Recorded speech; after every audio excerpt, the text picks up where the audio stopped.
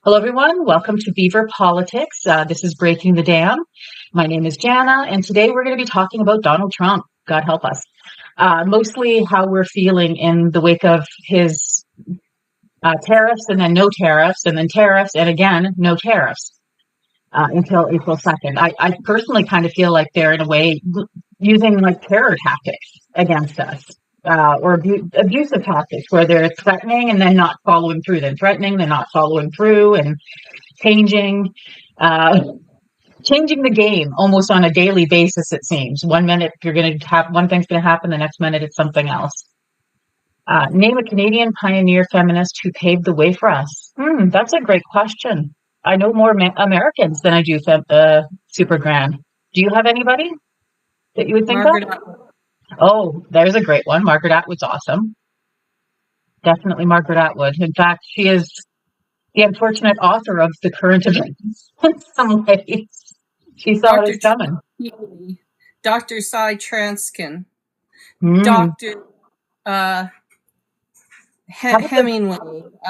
The doctor that invented or created the insulin was female. Was she not? And Canadian. I can't remember her name. Marie Curie? Was that Is it Marie Curie? Canadian? I should know this. We have lots to celebrate on the Canadian front.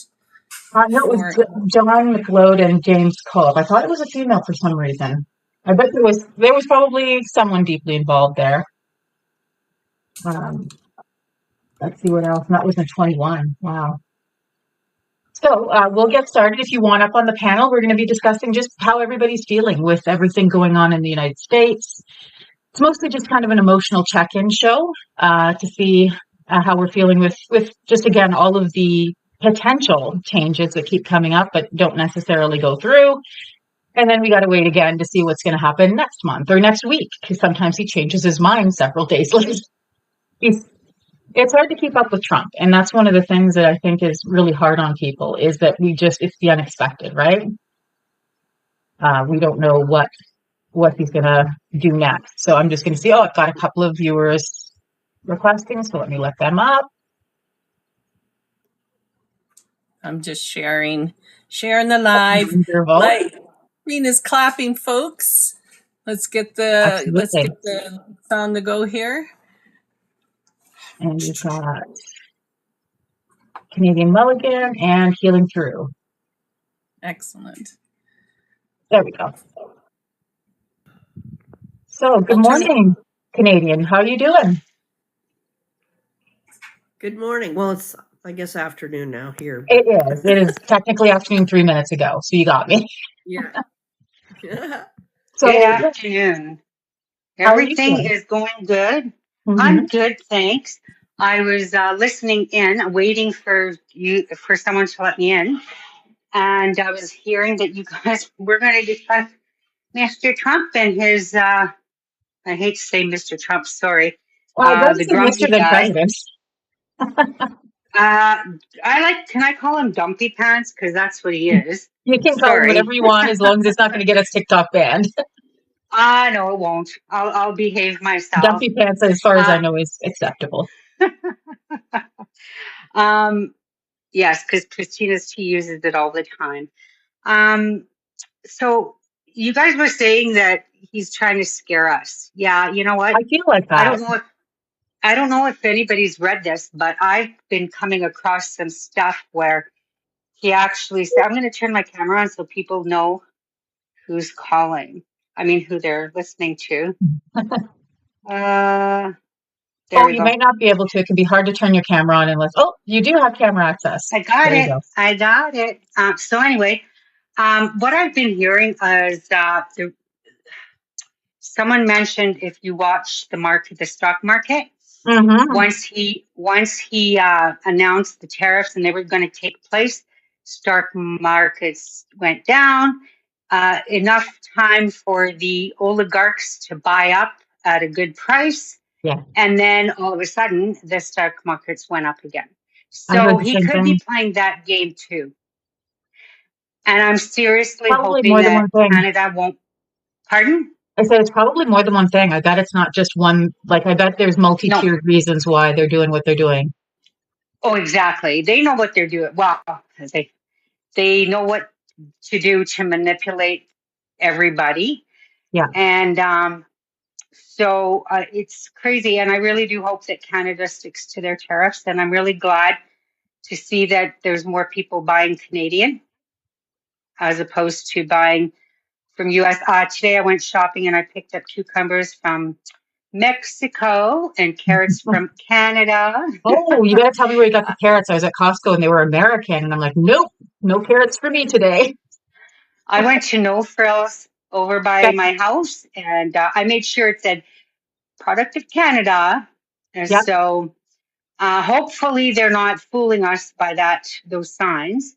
I think if you read the bags, you're going to be, or the packaging is probably more honest than some of the signage. I've heard sometimes the signage has been a mistake. Yeah.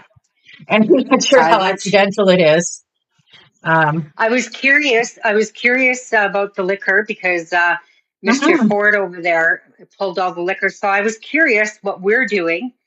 So I went over to the Sobeys. So far, I've only made it to one liquor store, the Sobeys liquor store in the area. And they're still selling Jack. I broke up with Jack after all of this stuff, right? But anyway, they're still selling American, but they do have now tags saying Canadian. And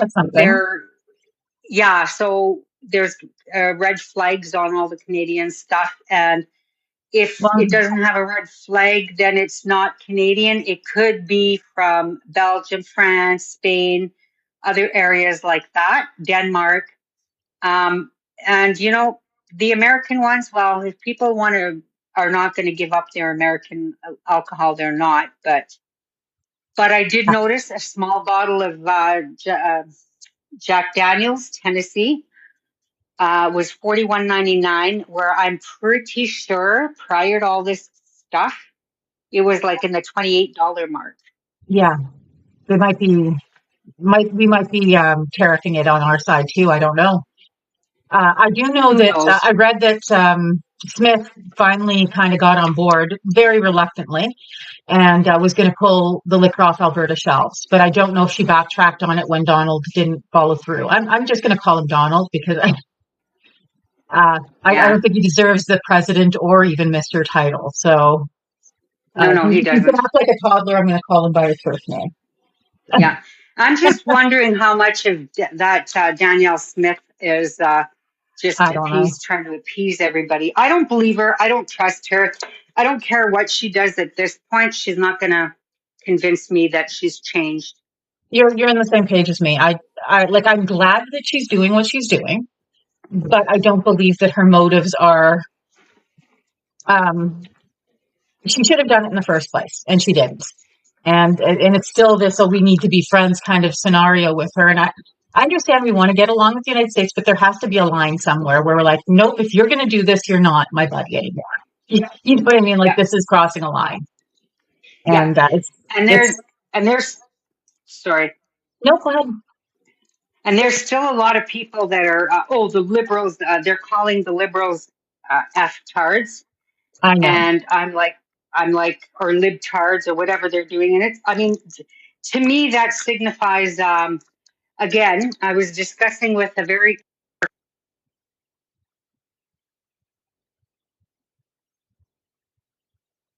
Pardon me? Oh, I don't hear you.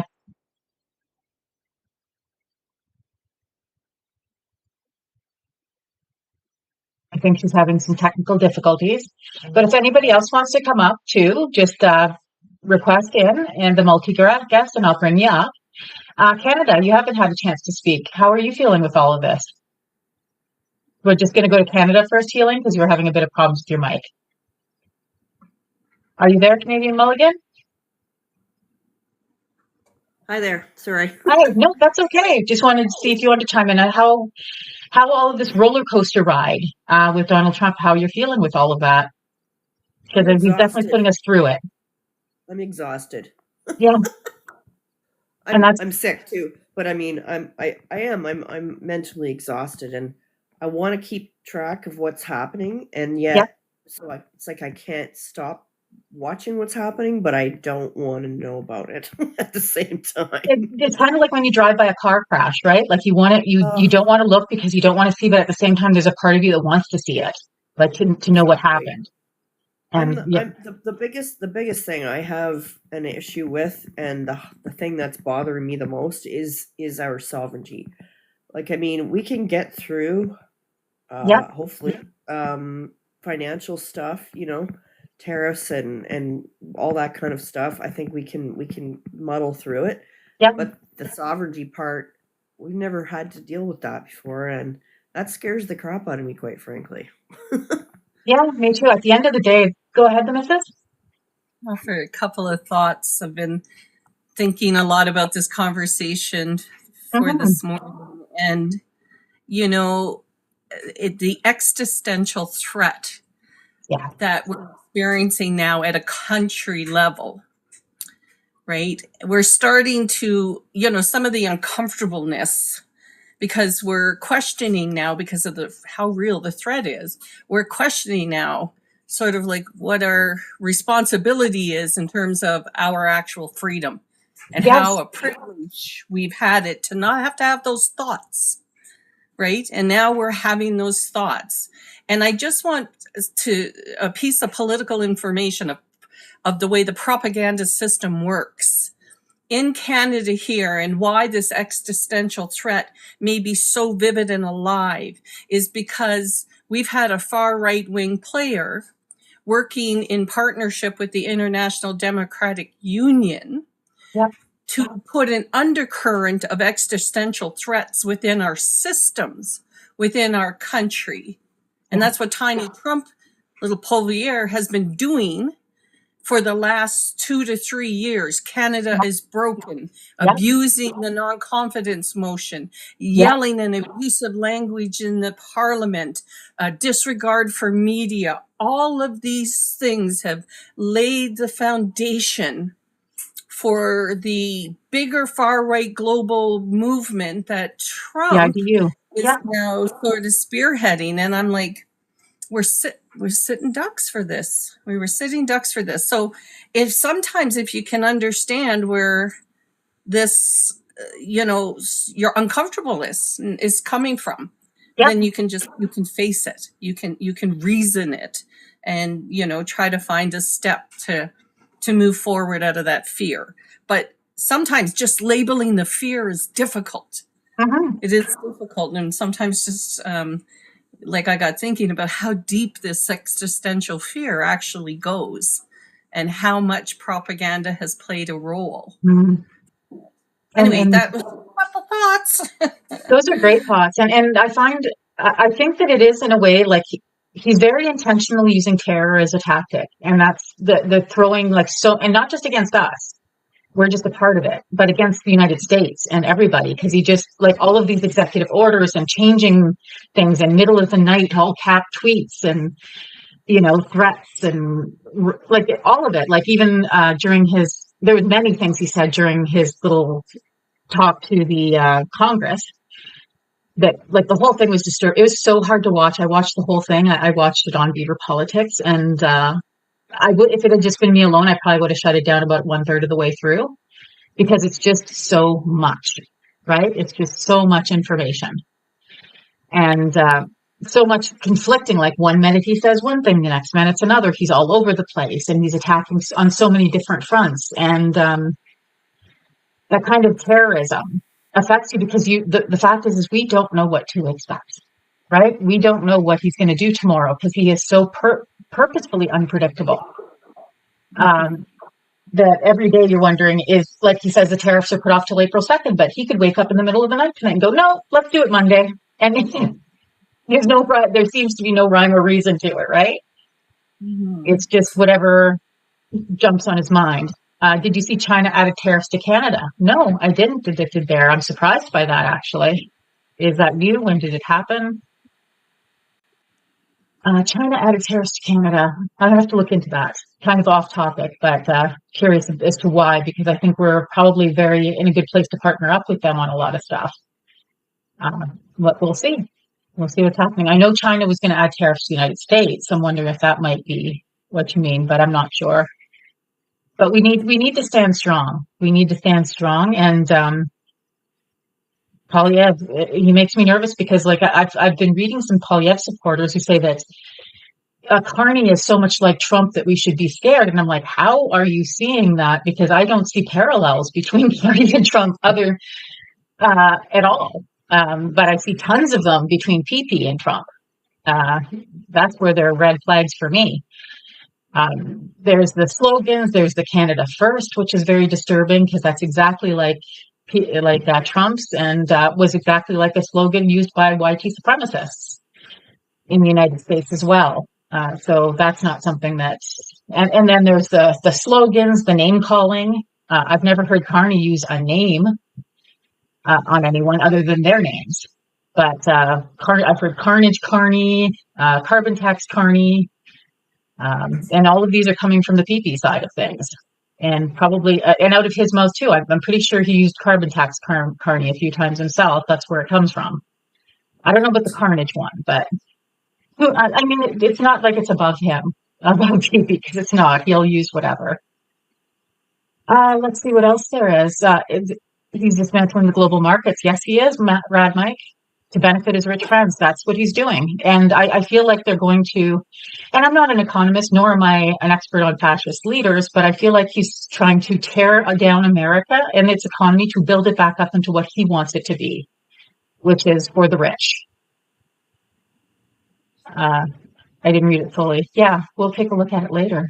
And if anybody else wants to come up and talk, what we're talking about today is basically our moods and feelings and how we're doing mentally in wake of Trump's latest. I don't think it's his latest. He probably did say something in the last couple of days, but his speech to Congress. And I think the other thing that I know really bothered me was the fact that he made it all about himself in the beginning. Did you notice that? Everybody's attacking me. I'm the victim. Go ahead, Mrs. Jana, I led up Women Against Polvier and I don't know if you can see their boxes or not. Now. They just kind of popped up now. All right. I thought maybe there's maybe a little bit of a delay. I think there's a slight lag for me, but they're up now, so we'll let them talk. Let's start with Desiree. You're the first one in the box. Did you want to tell us how you're feeling with all this? Having been a child who was born in the early 60s and, very aware of Vietnam, very aware of things the U.S. has done over the years to destabilize governments. Honestly, it was only a matter of time before they came around for their friends or so-called friends. Yeah. So I'm not completely surprised at these tactics. You just have a different perspective. It's just unfortunate that Canada kept giving the U.S. the benefit of the doubt for so long. And I feel like some of our politicians are still trying to do that, and they no longer deserve it. No, well, and they didn't really. We should have been starting to divest from the U.S. probably about 30 years ago. Okay. That's my feeling on it. The writing was on the wall for a long time. Right. So we, even if we slowly started to make those moves, I don't think we would be in quite the position that we're in now. Yeah. There would still be the oil and gas and the potash and some of the bigger things, but the smaller things would already have a backup plan in place. Yeah. Well, it's too bad, and maybe maybe one of you guys remember better, but my understanding is that Trudeau the First had a plan to build the pipelines across, and they would have been done by the 90s if they hadn't been. Well, who was it that stepped in and stopped that? It was the Conservatives, wasn't it? I believe Alberta. so. It was Alberta. Yeah. There we go. Yeah. And that's too bad, because we'd be sad if that, there's no point in looking at the past, but it's good to remember it when they bring it up. Because those pipelines could have been built a long time ago. If you bring it up to Conservatives, they tell you this is now. Like, they don't want to take ownership of what they did The to decisions get in the us here. past. And those decisions do impact us. I'll give you that. If you go back far enough, includes the partnerships that were successful. Because Pierre Elliott Trudeau worked with the NDP and the Conservatives to get Petro-Canada up and running, and all that big picture planning. It's one of the last real eras in our politics we can look back at where politicians were looking at 50 years and 100 years forward instead of 4 years. And I think we have a little bit too much of that. But, working with Alberta, with Lougheed, making the division of who's going to collect what taxes off of the harvesting of the resources, that all got worked out between a Conservative and a Liberal, right? So there's, the proof, these things, they are doable. This new turn on the Conservative Party and in the binary, draw the line and opposition only kind of approach. It's we can take some from our past. Well, and I've heard a lot of that opposition only about PP because I find like his party for the past 2 years has been anything the opposite of Trudeau. That's how they make their decisions. Whatever Trudeau suggests, they hate, but they don't always even have another option. They just don't like what he's proposing, and that doesn't get anything done. Like there are things that he's proposed that should have been like feeding children, for example, school lunches. Like, why are you opposing kids getting fed before? Like, just because it's Trudeau saying it doesn't mean it's bad. Being the opposition shouldn't mean that you just automatically oppose everything. That's not what it means. It means your general views are a little maybe on another side, but there should be still things that trickle in that are equal on both sides, like feeding children. I'm sure there are many other examples. I think in this day and age, with just back to what the missus was saying, I think Canada's been primed for the last 2 years, kind of for the end of our democracy as well, with the Poilievre Conservatives, because I think making a question around why doesn't Poilievre support food programs or things that benefit Canadians, I think we need to stop asking that question and to say very clearly, he doesn't support those things. He supports lying. He doesn't care about being opposition. He wants power. And when he gets that power, he will sell out Canada, whatever that looks like. And I think, like the Americans with Trump, who are still a lot of these Republicans in their FO phase of, we didn't know this was going to happen. And it's like, yeah, you did. You just didn't pay attention. You didn't believe it. It's the same thing in Canada with Poilievre. We need to believe him when he says, with what he does and what he says, and stop kind of, in my humble opinion, sort of questioning it. It is what it is. And we've been primed for that. And I think now with the Trump government, I've been terrified around, I'm not so terrified around the economic situation, which is horrendous because Canada will take care of its people. I'm more concerned about actually physically coming into this country. And I've basically decided with my family that we are very tight as a family. We will take care of each other. We will be okay, whatever that looks like. But I think that if there's anything good that has come out of this, is that this has coalesced Canadians together to realize the existential threat. It has moved people away from Poilievre, along with Trudeau resigning and Carney's coming up if he's the one who leads. And I feel like I'd love to know Trudeau's current popularity, because I feel like it's gone up substantially. It actually has. His numbers have gone up substantially. Yeah. And Trudeau's gone as of tomorrow. So we go into I the know. new, but I feel like this is an amazing thing for Canada that we have coalesced like this, that maybe people are starting to recognize how serious this is, not just Trump, but the Poilievre threat as well, because Poilievre poses the same threat to us. And his numbers are tanky. And he's standing around in his makeup doing these really stupid press conferences, calling Canada weak and stupid in a time where that... And he's still doing it. Now he's wrapping himself in a flag, but he's still doing it. Yeah, he did it yesterday again. So I think we have, if Carney wins the election tomorrow, or the leadership election, that hopefully he calls a general election whenever he decides to do that, probably sooner rather than later. And I hope he does give himself enough time to properly campaign. Like, he doesn't cheat himself out of that, because it's not fair. Because Poilievre's been campaigning for 2 years. Yeah, but he's been campaigning badly, and the longer the lead time is, I don't know if you've seen the Polyev commercials on TV right now about Carney. No. Basically, they're doing what they always do, which is out and out lies that he's basically a Trump supporter, blah, blah. So whatever Carney decides, if he becomes the leader, I would trust him. But I think from a mental health perspective, for me, what maybe sooner is better that way. Is to be very clear that I'm going to be okay. My family's going to be okay. We will deal with whatever happens. And also that Canada is strong and that we have good government here. Like, I live in BC. Our premier is doing an excellent job in terms of representing our interests, and he's absolutely unequivocal. The Liberals Where are you in BC? I'm in Vancouver, North Van. Yeah. So you gotta. We keep going with that. And that the positive thing about Trump, and there is nothing positive about him, so I say small p, is that it has coalesced Canadians together and against it's starting to flip these conservative. It is not the time for a conservative government in Canada. It's just not. It's not safe. We have a conservative government in Canada. It'll be a month before they start selling us out, and not just our public resources and Indigenous resources, but our freedoms and our rights as well. He'll start making huge, just like Trump. It'll be exactly like Trump. Trump. Talked about getting rid of the red tape to build and to use natural resources. The red tape is the Indigenous. That's the red tape he's talking about. Yeah, and the environmental regulations. Exactly. They don't want them. And he wants to get rid of that. Yeah, and he'll get rid of abortion rights. Anyhow, on and on and on. So I think Canadians hopefully are wising up to that. It's somewhat disappointing to me to think that so many people were gullible enough to fall for that. But whatever it is, what it is. Trump gives us a good view of what will happen in Canada with that type of a government.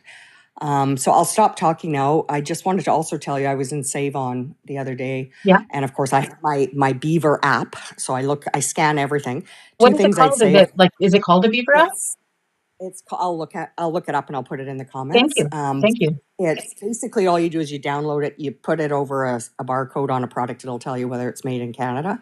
Yeah. And the supermarkets are putting Canadian stickers on a bunch of stuff that aren't Canadian. So make sure you validate. You're looking. And also Save On Foods had huge bags of carrots that said grown in Canada.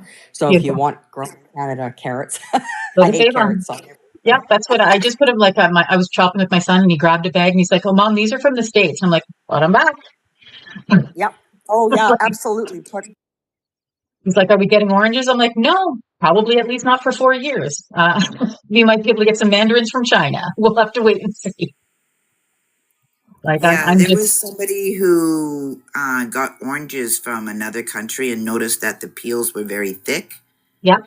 But that's probably indicative of that where it's grown, not that it's an inferior orange. Yeah, just a different orange. Like I got something like it's from another country. They're like I can't even remember what they're called, but they're not grapefruits, but bigger, and the peel is like this thick, like 2 inches thick. Pomelos. They're quite good, but they were not. I felt like something citrusy, and they weren't from the States, so I bought a couple of pomelos, and they're quite good. So it's just a matter of looking and just changing your. We're not going to die without American produce. It's just inconvenient sometimes, and maybe we'll have less selection, but I can live with those much easier than I can live with losing my country. So these little decisions make a difference, I think. Let's move to Addicted Bear because we haven't had a chance to talk yet. If you want to take off your mic, just let us know how you're feeling and what's up for you today. How are you feeling with all these changes? The roller coaster we're on. Hi. I guess I'm more stressed. I was okay last night because, we do the political talk Fridays and I thought, everything's good. I can get a good sleep. Sadly, I'm getting Chinook wind, so if you hear rattling, that's the wind. Oh, that's okay. But then I wake up and there's that guy from BC who's planning the Nanaimo holiday in April. Okay. And he's like, yeah, and China turns around and tariffs us. I'm like, I'm just looking at that now, actually, because I was curious, and you're right. It does look to be legit. It's on CNBC. Yeah, they're retaliatory tariffs for what Canada did in August. Okay, maybe we need to relook at what we did in August. And I've got it open. And it's mostly it's produce. It's food. Pork. Oh, here we go. Some Yellow steel. peas. Yeah. Steel and aluminum Like a lot products. of the stuff they use. Yeah. And then if you look, Trump wants to change the border around our Great Lakes and take part of Toronto. Yeah, Or no. take Toronto. Sounds what? about like, well, he's going to keep throwing out completely random and sometimes even ridiculous stuff to keep us guessing. But the thing is, they're not with the Toronto area one. Mm-hmm. It's the water, it's the hydro plants, it's... Yeah, he doesn't get that, but I'm not surprised. He's wants his them. puppets do. Masters do. Yeah. And to wake up and I think just one day. Shop Canada. Just for everybody who's wondering about the app, it's called Shop Canada. An app to see what produce in your stores is Canadian. But yeah, I know what you're talking about, Addicted Bear. Like all I can say is I hope that we can work this out with China. I have a feeling we can. I think it's going to be a matter of Trudeau or whoever our next PM is calling them up and saying, okay, you're mad at us. Let's work this out, and maybe we drop our tariffs if we put some on in August. That sounds like maybe that wasn't the best idea. But I don't know anything about it. So I can't really speak to that one. I got to do some research. In October, which was when it came through, Canada, it was 100% surtax on all Chinese-made EVs and a 25% on steel and aluminum imports. Yeah. Is what started it. And the quote from the article wasn't the only one. Right. The quote from the article, despite China's repeated opposition and dissuasion, Canada has taken unilateral restrictive measures on electric vehicles, steel, aluminum, and other products imported from China without investigation, undermining China-Canada economic and trade relations. Read the statement by the customs authorities. Yeah. I think we'll find out a lot more about that come early next week, because I don't understand trade enough to jump on it. Yeah. They have the coolest electric vehicles. Like, if we could import, I want one from there. Oh, well, compared to the Musk mobiles that are just horrendous. Like, I hate them not only because they're Musk, but they are just completely ugly. Like, so ugly. I suppose they're supposed to look futuristic, but are like disability friendly. No, not at all. I don't think they're more sport car-ish. Although I've never seen the inside of one, but they don't look like anything I would want to own or anything that would be very accessible either. The stress these are causing. Thanks. So what are you guys doing to help manage that stress? Maybe we can talk a little bit about that to see if anybody has any ideas. And if anybody wants to come up on the panel, I've still got some room up here. All you got to do is click on the multi-guest at the bottom or ask up in the chat, and I can request you up if you don't know how to do it. Go ahead, Desiree. Oh, the Mrs. first. Go ahead, Mrs. Hi, I wanted to add a piece in about the tariff conversation that we have under the Conservatives, the Foreign Investment Protection Act. That was a 33-year agreement to protect business investments directly with China, but it doesn't involve tariffs directly. So it doesn't manage, the goal of that Protection Act was so that business interests could grow enough to influence the conversation around tariffs. What a little backdoor way of letting all the people play the game, isn't it? I found that interesting. But right now, because I wondered, how is it we can make this big deal with China around investments, but then we can just slap tariffs on, the EV? How does that exactly work? Well, there was a little clause that, the tariffs aren't included into the agreement, but the agreement was set up.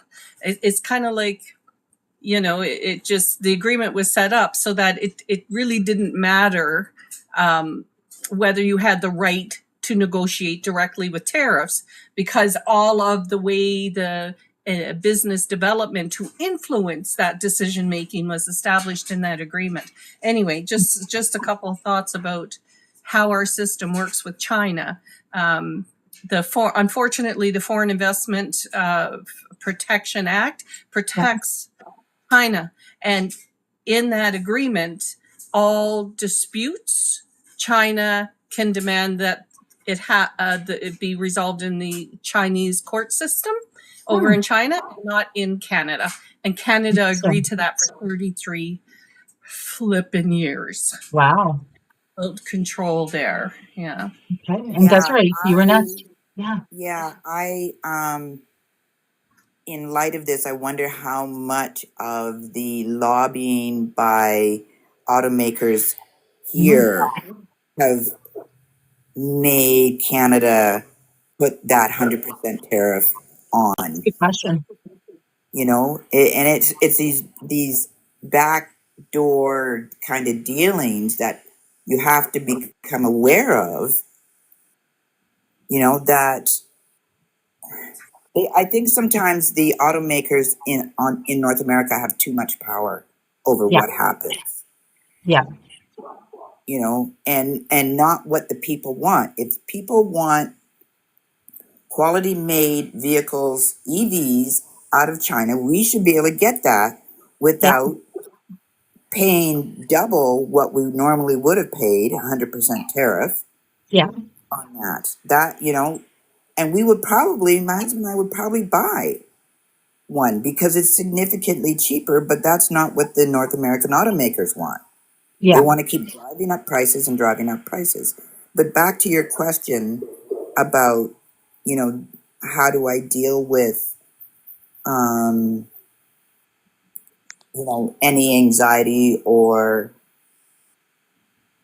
I think, it's one day at a time. Really.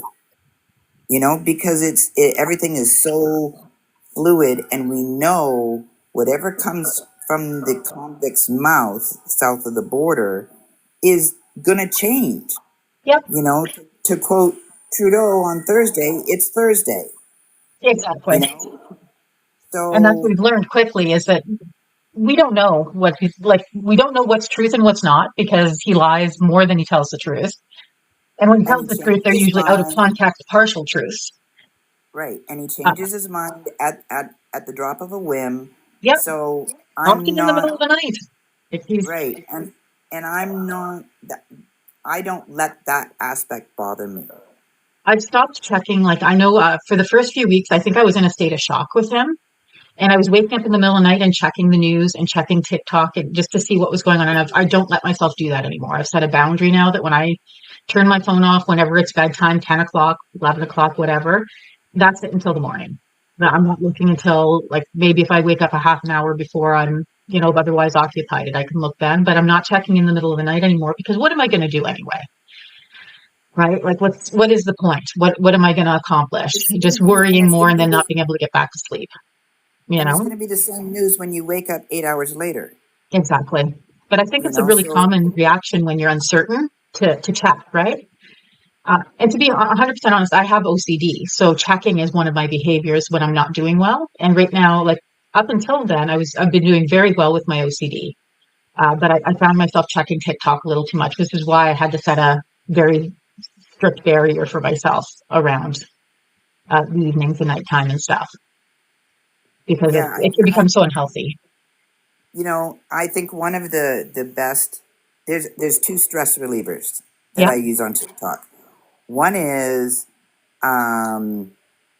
Trash Panda. Yeah. On Wednesdays, wrong answers only, because it's hysterical.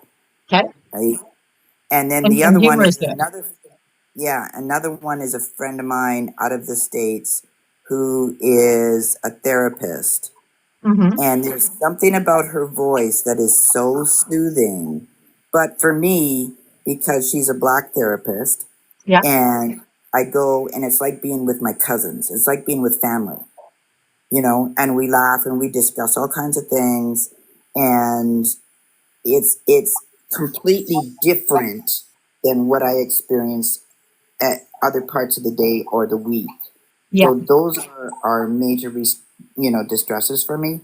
Plus, I can actually see my garden now. Yes, me too. It's still got snow, but it's better. We got no snow in the yard. None. Oh, wow. Oh, you're in BC, right? Yeah. No, I'm in southern Alberta. Southern Alberta. Yeah, I'm in Alberta too, but northern. Yeah. Yeah, and it's so I went out looking because as soon as I see those crocuses, that's a whole different mindset that is up, right? Because Yeah, spring's coming. exactly. But weirdly enough, my pansies have started blooming. My little Oh, really? violas, Oh, it's they early have. too. It's early. And the tulips. So when the Wow. tulips start pushing through, I will be. That's a whole different kind of exhale, relief. Me Spring's too. coming, renewal. I can see color, Yeah. and I can get my hands in the dirt. I really enjoyed. I've been gardening for 3 years now. Last year was my first successful year. I got above ground boxes, and I just find there's something about like just being with nature, and picking the weeds and watering and just checking the growth. And I'm in my garden twice a day, every day when it's garden season at least. Just checking on progress, seeing how things are going, and just seeing the changes. So I find that very therapeutic as well. Um, how about you, the missus? What do you do to help with the stress of all this? Like, what have you been doing to help cope with all the stress of Trump and everything going on? Is there anything you What do do? I do with my stress? I as somebody who has worked in the social work industry, I always believe in walking the talk, and so I regularly will revisit counseling for my own personal growth, even though I have all this head knowledge about counseling. Yeah. But I know this: when I seek a supportive, therapeutic relationship with somebody to heal, to help me quell my fears, I'm looking for somebody who can give me empathy, who will allow for questions, who will allow for self-reflection. Yeah. And so one of the things that I do for self-care is this whole Beaver Politics network. This is where I come and I can express my fear. I can feel the empathy from other people who are experiencing a similar situation. I know that I have power limits and I must accept them. Yeah. But I know that community is where I'll get my power. And this is where my community is right now because of the disabilities in my life that limit me to accessing what would have been more traditional support systems for me. Yeah. So I appreciate the therapeutic, cathartic nature of this very show because I find the like-minded people, and I don't have to feel so alone. I don't have to feel alone when I express this. Like I don't want to be defined as a conspiracy thinker. I don't want to be defined as not logical. I want to be with people who understand the patterns we're seeing and the real threats that are out there, and that we come together and we find little ways like this show, for instance. This has been a way for me to take a step to still feel productive, to still give back, to offer education, to offer those rooms and spaces. So I got to say, this has been my main support system through this bullshit.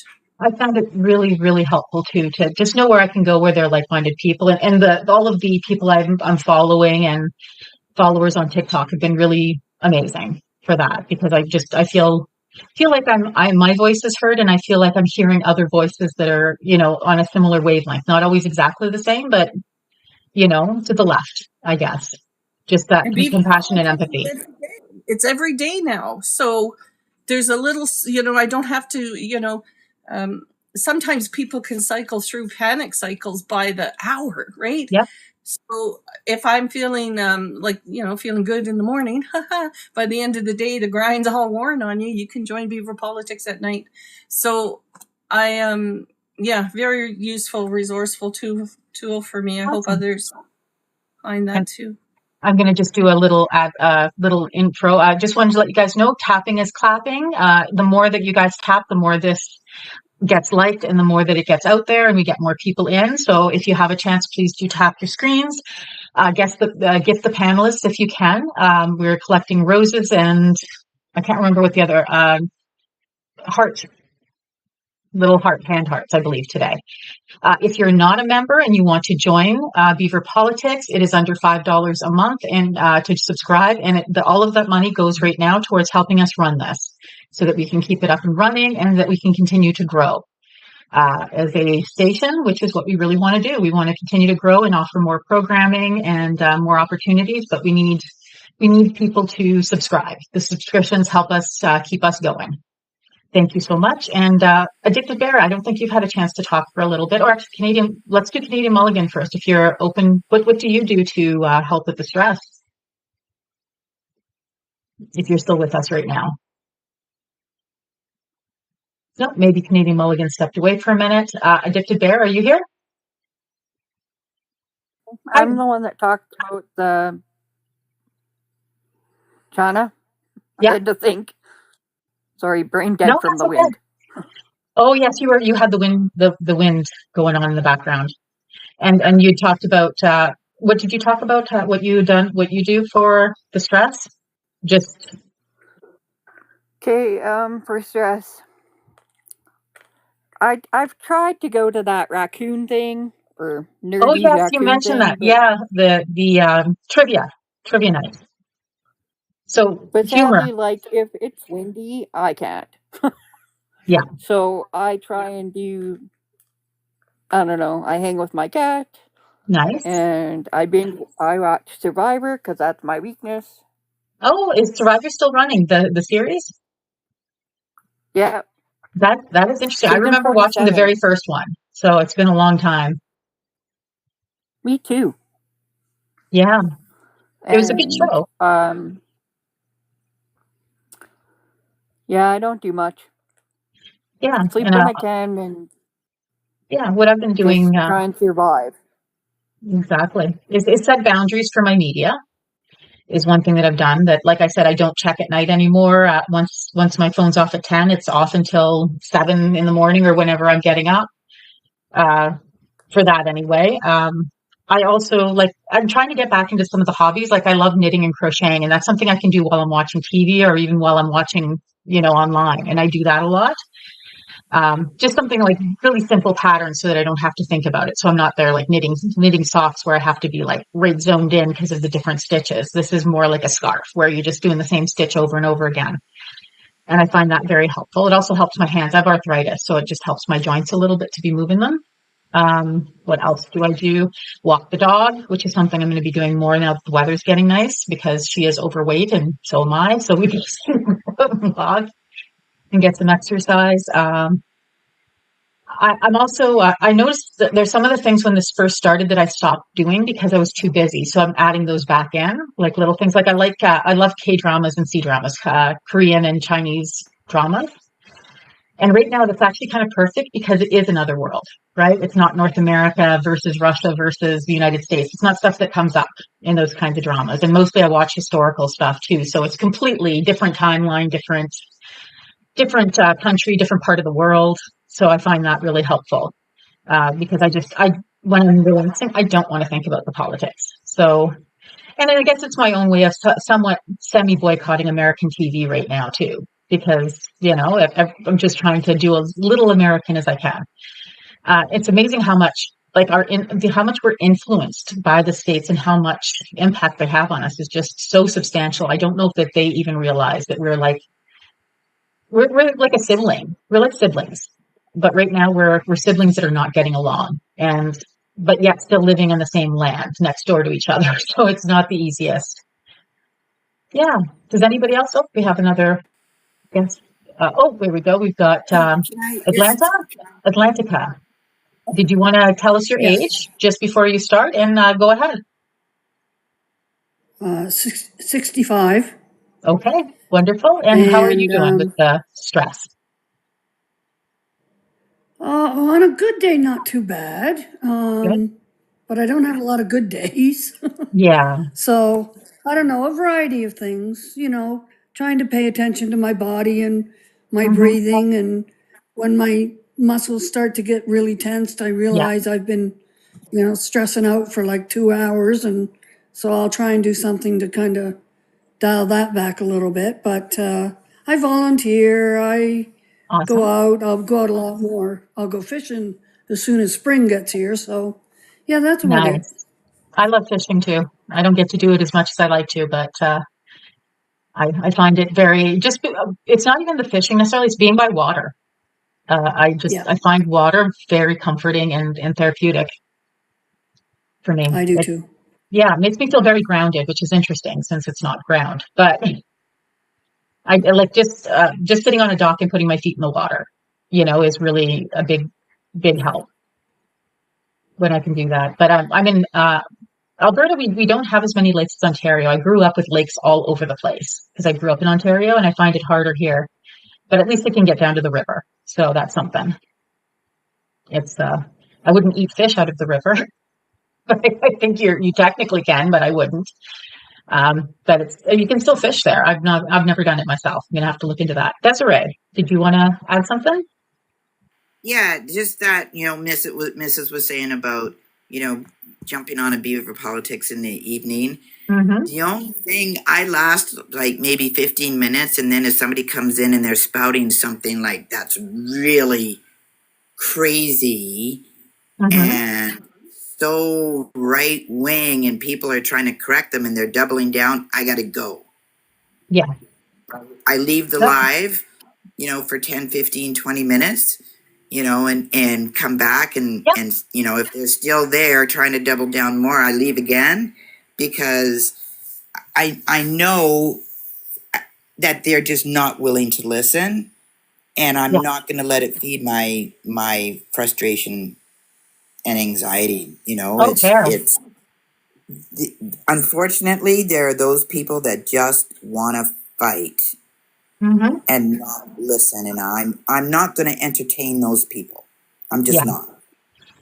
Well, it sounds like you have really good boundaries there, and that's good to have. And that's something I encourage people to do, is just have those kind of rules or boundaries around when they know this isn't the healthiest thing for me, so I'm going to do something else right now. Yeah. And it's not just Beaver politics, but I watch JB in the evening, and JB's pretty good at reining in these people, but sometimes I gotta leave. Yeah, JB gets a lot of tough ones. Yeah. Yeah. And there's a couple others, and it's same thing applies. They want to double down and not listen, and I go, and then I'll come back later. Yeah, exactly. No, and that's like I said, those are good boundaries to have. Like when I do the same thing sometimes. Like if it's someone that's just frustrating me, but I can't say anything because it's not mine, and I'll just leave, because I just appreciate hearing that feedback, Desiree, because there's a fine balance between having a healthy conversation sometimes and platforming hate. Like how long you got to learn the balance of where to cut that off. And not everybody, we're all just kind of doing this stuff. Yeah, we're learning as we go along here, but we need to be careful and mindful of exactly that, right? And yes, everybody's responsible for their own, setting boundaries and what you want to expose yourself to in a platform like TikTok. But at the same time, I want you to know that we think about these things and we try to be mindful about them.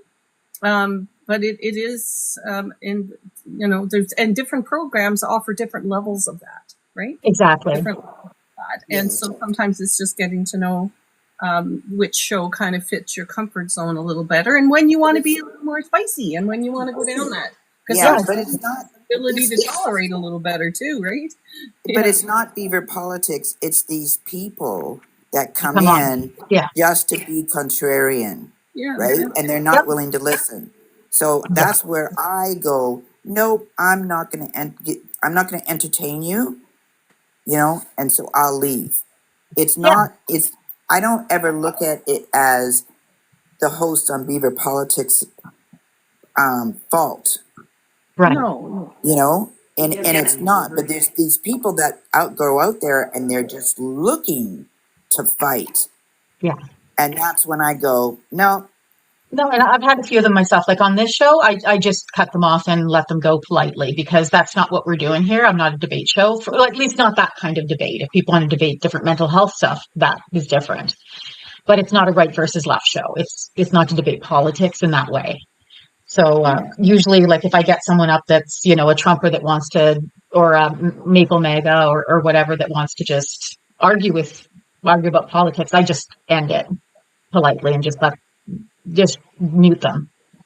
And drop them from the panel if they make it up onto the panel. Just because and I don't do it to be rude, it's just not what we're here for.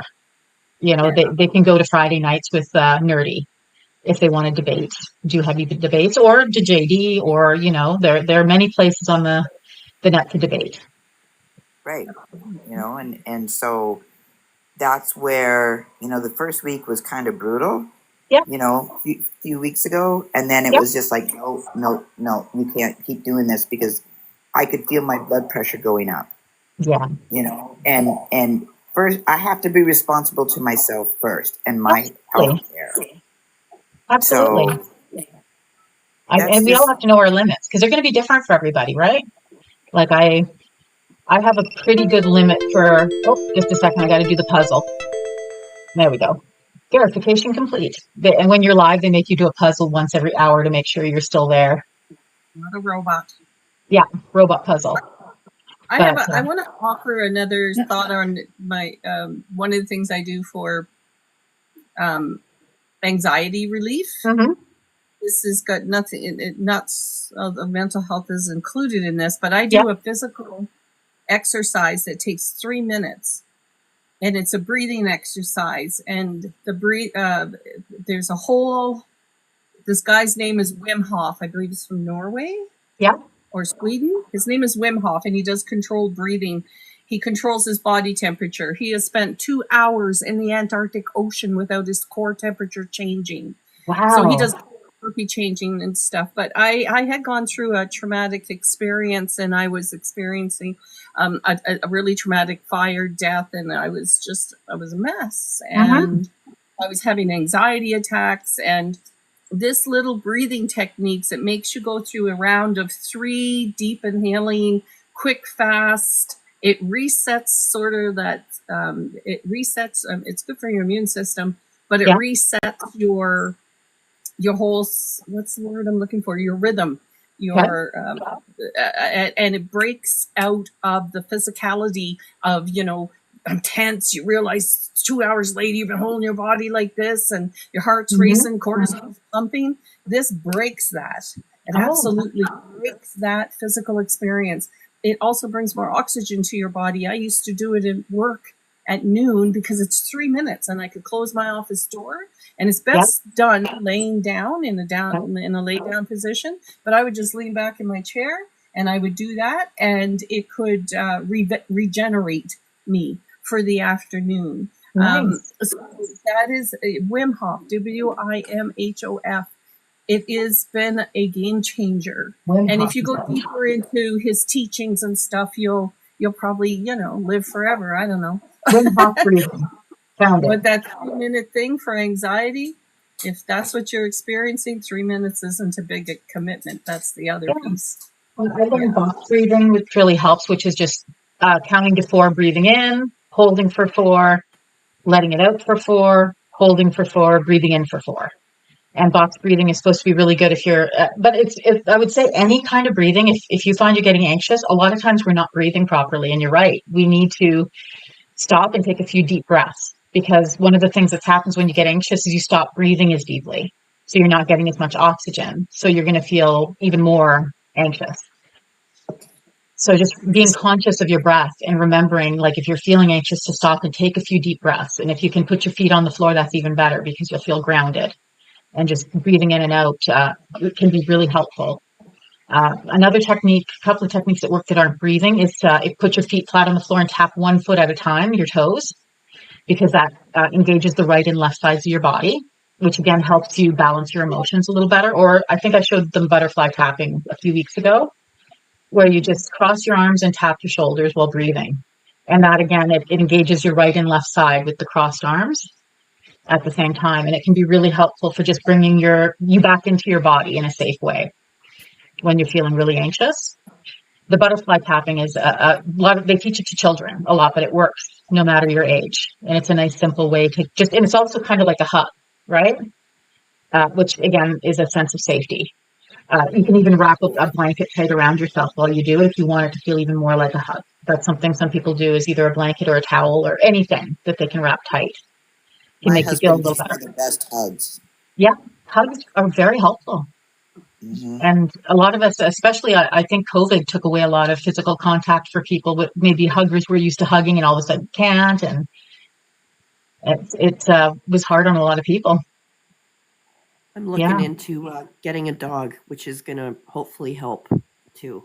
Oh, was that you, Desiree? No, it's Canadian Mulligan. Hi. Yeah, animals are so therapeutic. Like just having a dog, a cat, anything like that can be so therapeutic. Dogs are even better because you can walk them. Well, you can walk cats too. It's just harder to train them to do it, but it's possible.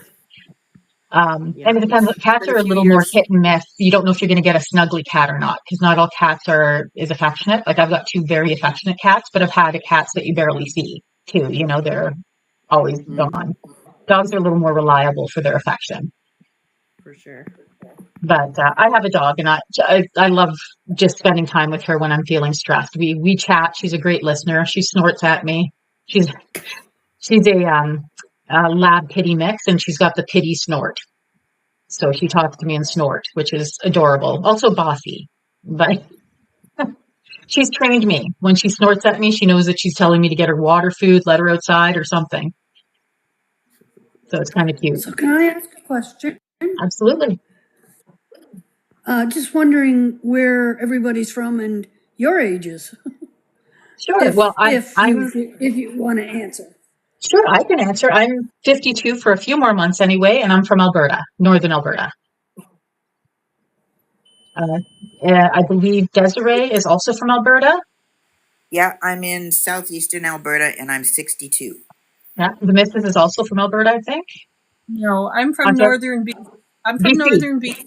That's right. And I'm 61. And we asked the name of just so we don't have anybody under 18 come into the room. That's why the age. No, I do the same. We're talking to, right? Yeah, we just got to make sure everybody's over 18. And I wasn't familiar with you yet, so that's why I asked. The other panelists I've been on panels with before and know that they're over 18, so I didn't ask. Okay. Yeah. Yeah. Just oh, the TikTok legality just nice thing. to know who's in the room. Yeah. Like. No, that's okay. And I'm southwest. You're southwest? Oh, sorry, Alberta southwest. I'm towards so we got a lot of Waterton. Albertans. We have a lot of Albertans on Beaver Politics. It's interesting for being the. I'm from New Brunswick. Hey, love New me Brunswick. too. Oh, hello, Mrs. Yeah, I was born in Toronto but raised in Chatham. Okay. I still have a hard time calling it Miramichi City. Yeah. A reluctant thing when I post something in the mail. But yeah, that's my upbringing back in New Brunswick. Love that place. Love it. Wow. They got some good politics on the go down there. Really, really appreciating the new Liberal leader. And some of the far right wingers that did not get elected in New Brunswick gave me hope. And for Higgs to get the boot finally, I see a shift in Canada. We can manage this existential threat. Yeah. Through the regrouping of our democratic principles in the new leaders we choose. Yeah. Yeah, and I think I don't know when or how long the election will be, how long it'll take for the federal, but I see women across Canada being a much stronger voice in upcoming elections. It's, the truth is I see a lot of women showing a lot more interest in politics this time around than I have in the past. But I don't have any numbers for that. It's just a feeling, so I don't know if there are any stats on that. I bet there are. I was going to bring up, since we're talking about being feelings, I heard something Elon Musk said yesterday that I was going to post about, probably still will, but I thought I'd bring it up.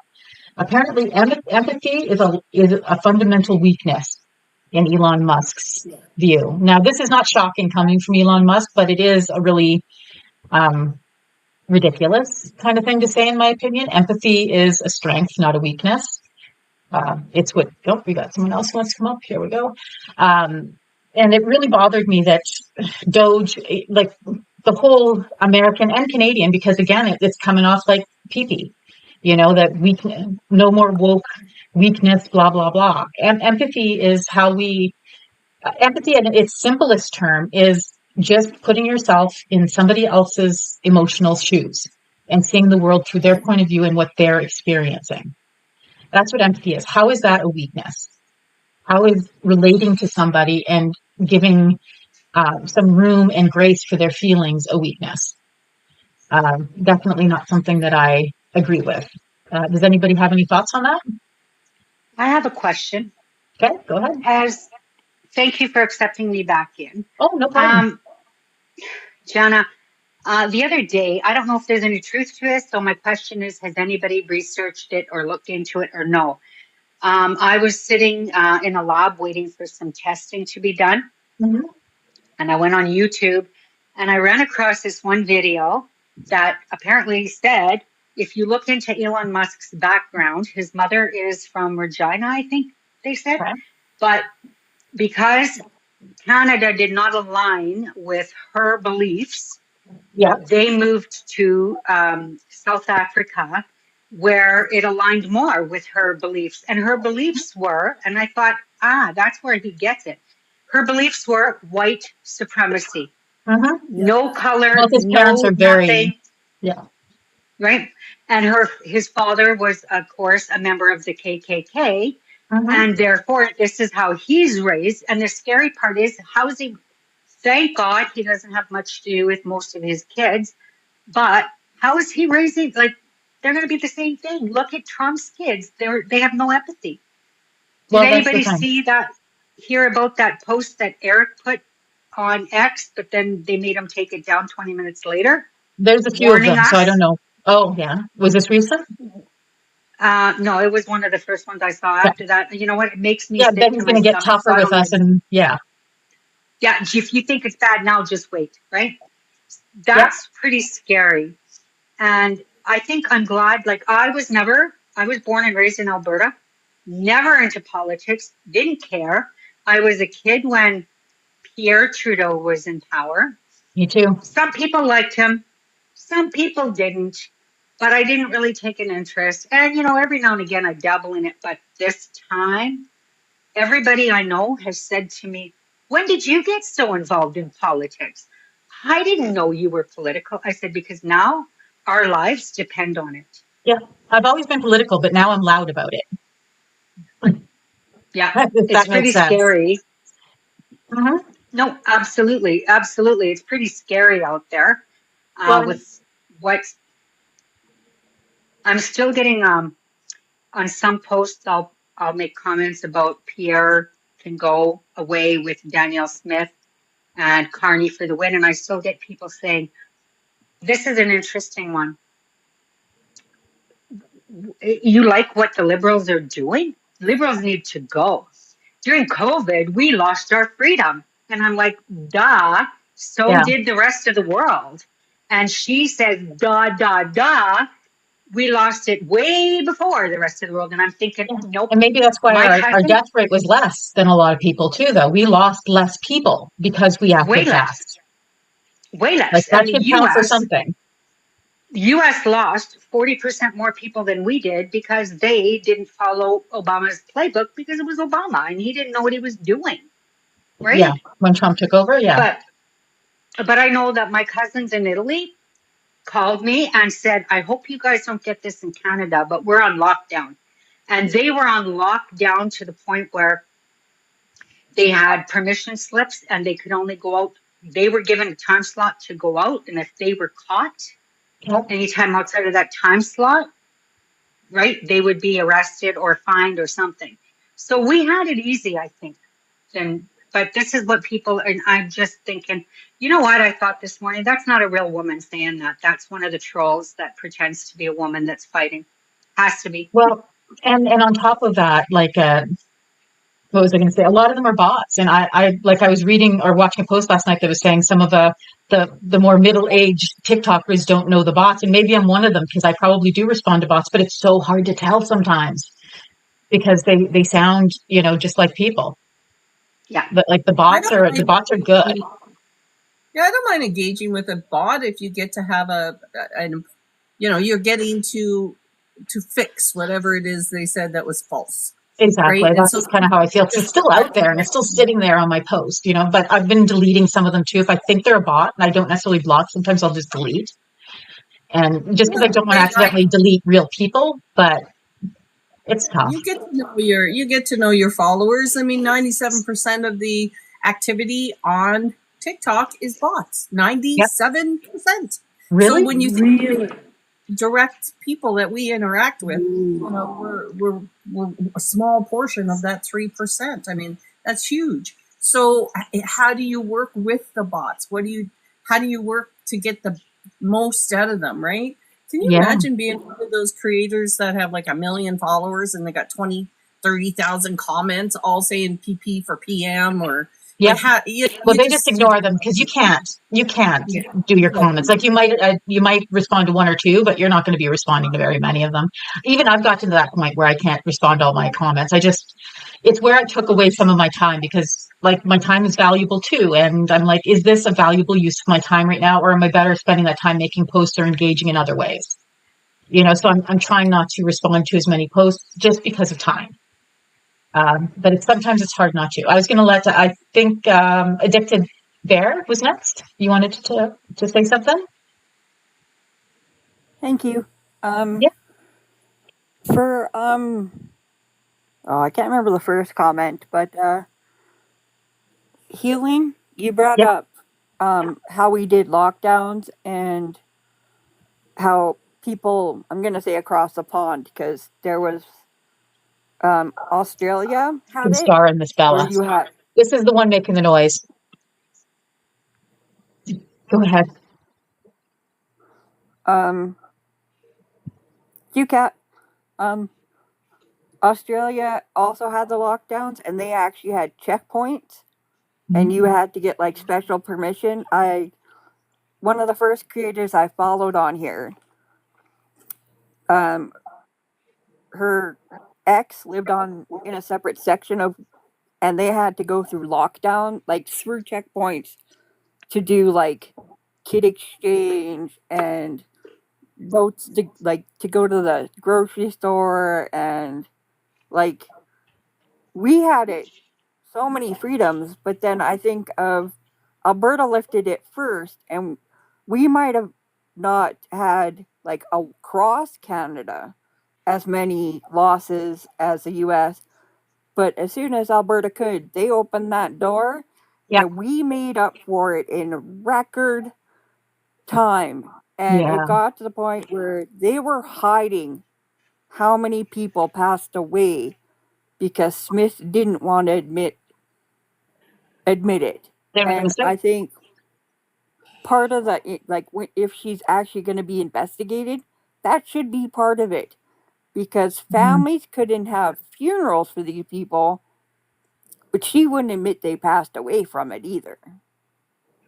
Good point.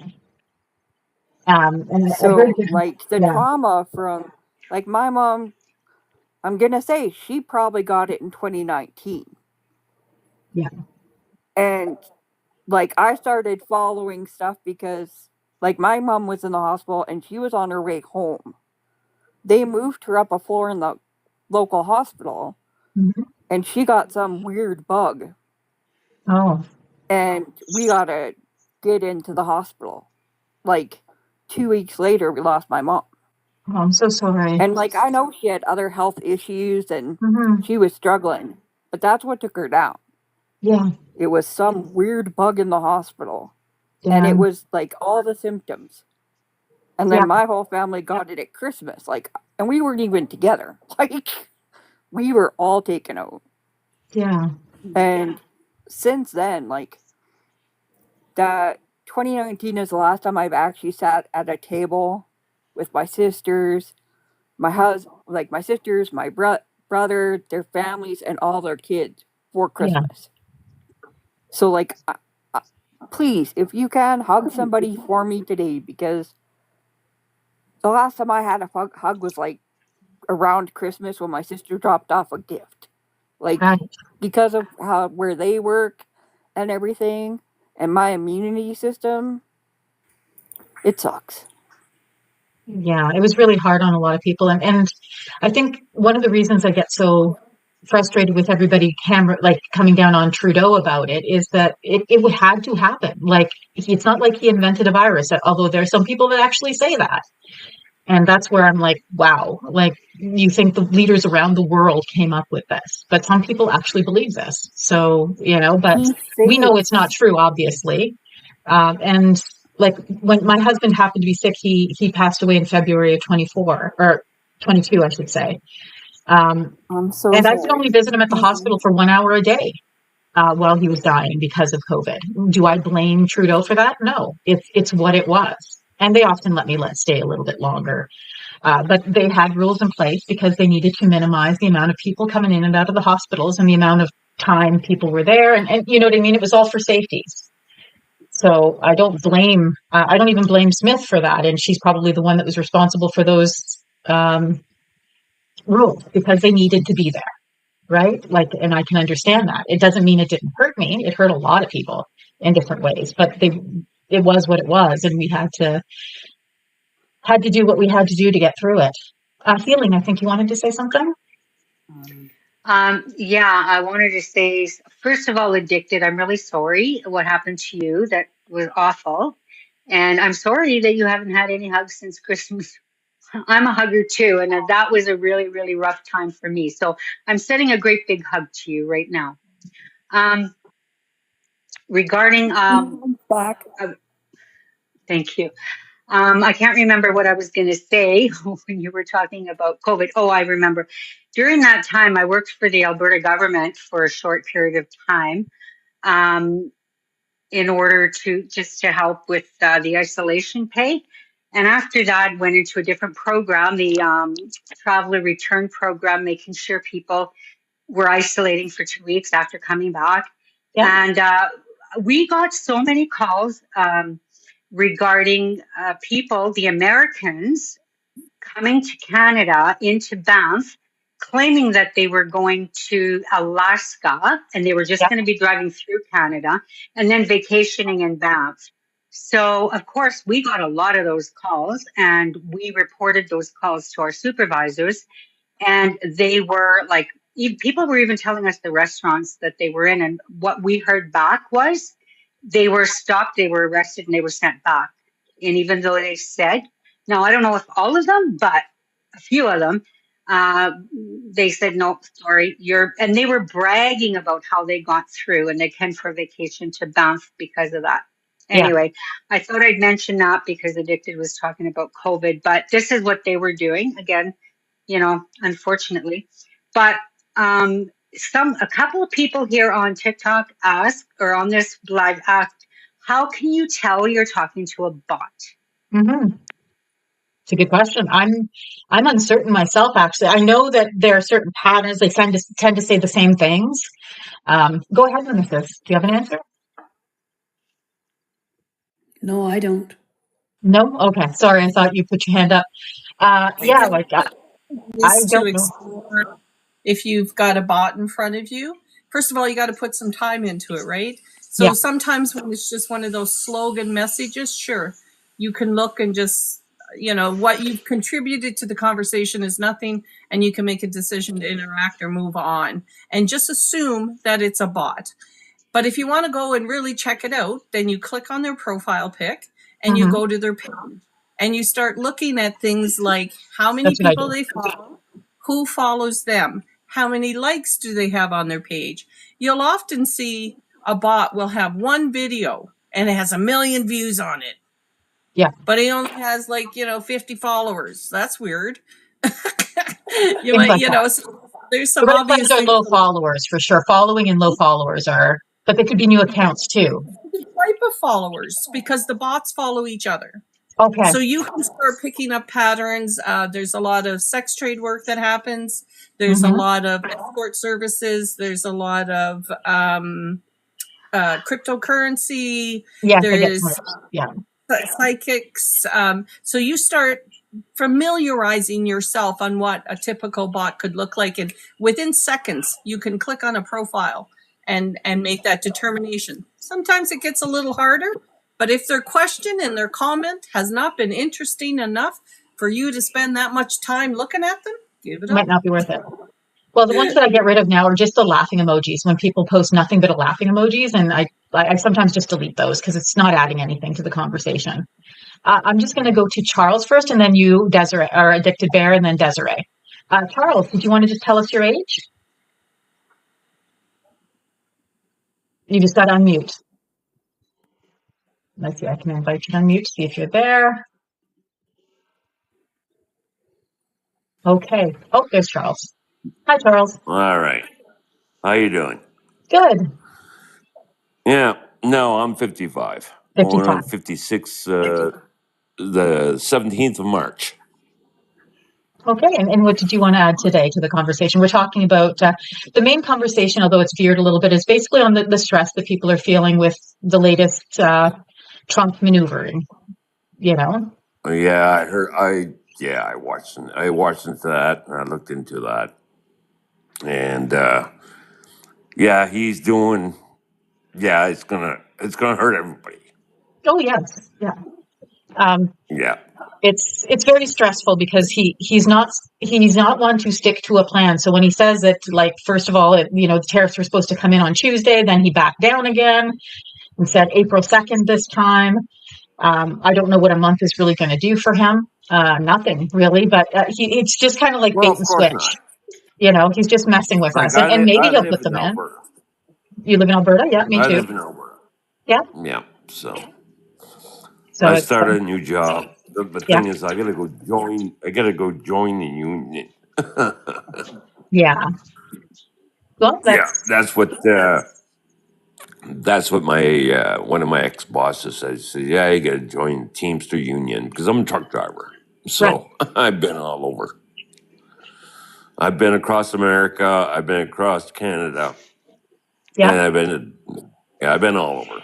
I even been territories and Yukon. So okay. Yeah. Good. And I did the ice road. I did even the ice road truckers. You did what? So I'm sorry. I've been the ice road truckers. I don't know what that is. For sure. That's cool. I know what the ice road truckers are, and you're. What do they do? Well, we haul up to the way up to the Arctic. Okay. To diamond mines and BHP diamond mine and Diavik diamond mines. Okay. Cool. So I've been up there. Can I ask you what you think about the potential BC's putting forward some legislation to try and tariff truckers who need to get to Alaska from America, and that they are going to be tariffed on the way into the province? And who knows what happens. I never heard about that. Huh? I never heard about that. It's new. It's new. It's just happened in the last day or so. Oh, really? Yeah, no, I didn't hear about that.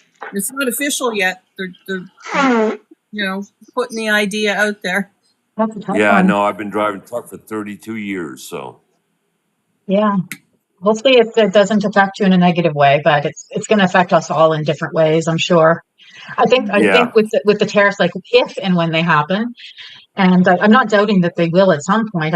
Who the heck knows with Trump? But let's assume that it eventually happens. I think it's going to affect us in many ways that we didn't see coming, right? Because yes, like we don't know, like food, for example. When you buy baked goods, you've got all these ingredients. Where do all the ingredients come from? And it's like that for industry as well. Where do all the pieces of the puzzle come from, and where is it going to affect you that you may not have even seen coming?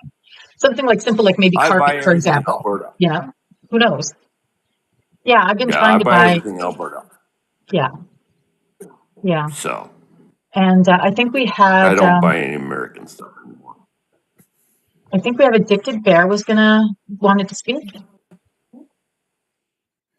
No? Addicted Bear, did you have your hand up? Yeah. Yeah, I had it up, but I can't remember why. That happens sometimes. The conversation turns. That's okay. Oh, I wanted to thank you for the butterfly clap thing, the pat thing. Oh, because, no problem. My counselor my second last counselor Yeah. taught me that. Oh, wonderful. It's a And good thing it to remember. really helps when I'm having like the triggers in the middle of the night.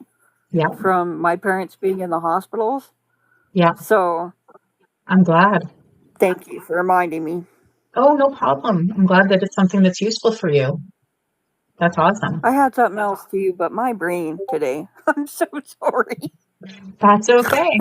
Wind is doing me in. According to My someone in brain's chat, like that every day. Trump just tariffed Australia? Well, sure he did. I mean, we'll check it later. The funny thing is people can put just about anything into the chat now about Trump, and I'm just going to believe it because, I mean, it's not like Well, it's not that one like him to came do in it. earlier. That one came in earlier to bring up the tariffs again from Yeah. China. So Oh, I wouldn't be so shocked. the Australia's also. And apparently we were talking about Daniel Smith earlier, and I just want to mention because someone had mentioned to me last night that the RCMP are formally investigating, and the RCMP are formally investigating. I just had a chance to quickly fact check that. Yeah, which is awesome. It's involved unless it's pretty. There's substantial evidence. I don't know how true that part is, but it's all over the news. So all of the media. I'm sure we could live on our own. Oh, you mean Canada. Alberta? Sorry, do you mean Canada? Yes. Alberta separate? Yes. Pardon me? We can live easily on our own. You mean Canada, though, not Alberta? Yes. Oh, I'm talking Canada, yeah. Yeah. Oh, Canada separate, not Alberta. Okay. No. I'm like, what? There have been a subsect of Albertans that have been talking about separation, some Saskatchewanians as well, but I hope that isn't serious. I don't want to do that. Like I'm in Alberta and I'm a very proud Canadian, always have been. I don't want to be any part of the United States. Separating as an own country is a different thing. I wouldn't want to do it still, but I definitely don't want to be part of the States. Yeah, Can we just get those people in a truck and drop them off at the border? I got a house in New Brunswick, so. Yeah, Vanessa, you wanted to add something? Yeah, I wanted to add, I don't know what happened to my green screen here. I'm going to try to fix that. Yeah. Oh, man, I lost my train of thought. Come back to me in a second. Okay. I'm just going to. Okay. I totally just lost my train of thought because I had to focus on the green screen. I figured I'd take a second to do a search on the tariffs to Australia.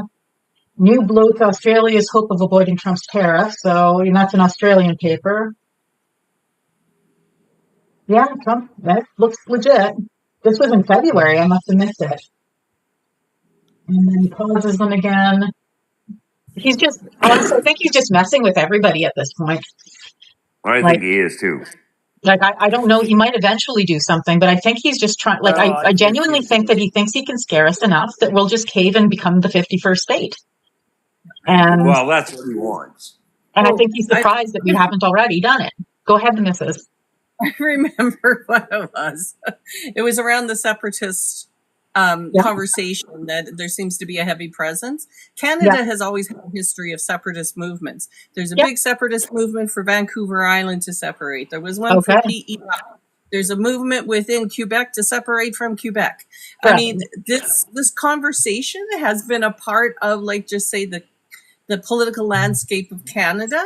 And it's just that it's been taken to that 10th degree because of having our tiny Trump here in Canada working and spending the last couple of years really putting out that existential threat, creating it. Yeah. And that was very on purpose. And manipulating the reality of how many people this actually represents. And so I don't think, to me, the separating piece is not part of my, where my fear comes from. It's not worth the attention. I've been sort of like aware of that for years now. And so I don't see it as harmful. I just see it as a lot of noise and that it can take over pieces of the conversation, but it's always existed here.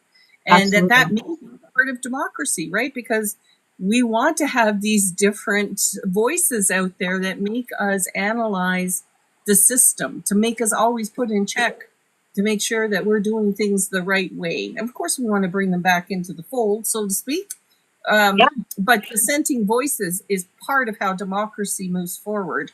So I've just they've never been a part of the existential threat in terms of our sovereignty, in terms of how Canada will survive, because we're going to galvanize together. And even those separatists have galvanized around the patriotism here in Canada. Well, here in Alberta, we're free. That's always the way it's been. So. Sorry, can I just ask what you mean by here in Alberta, as in compared to the rest of Canada? Yeah, well, Alberta is, we pay 5% tax, and that's it. In New Brunswick, which I'm from, we pay 15% sales tax and taxes, and then more taxes. We don't have a provincial tax right now, is what you're saying. Well, not in Alberta, no. No, we don't. We don't, no. Sorry. In New Brunswick, we got taxes on taxes and taxes, and like what I make here in Alberta, it's going to cost me about 60% taxes in New Brunswick. My mother turned around, she does taxes and everything else. And so anyways, I said, well, do my taxes in New Brunswick. So she did them. I was going to pay 60% taxes in New Brunswick.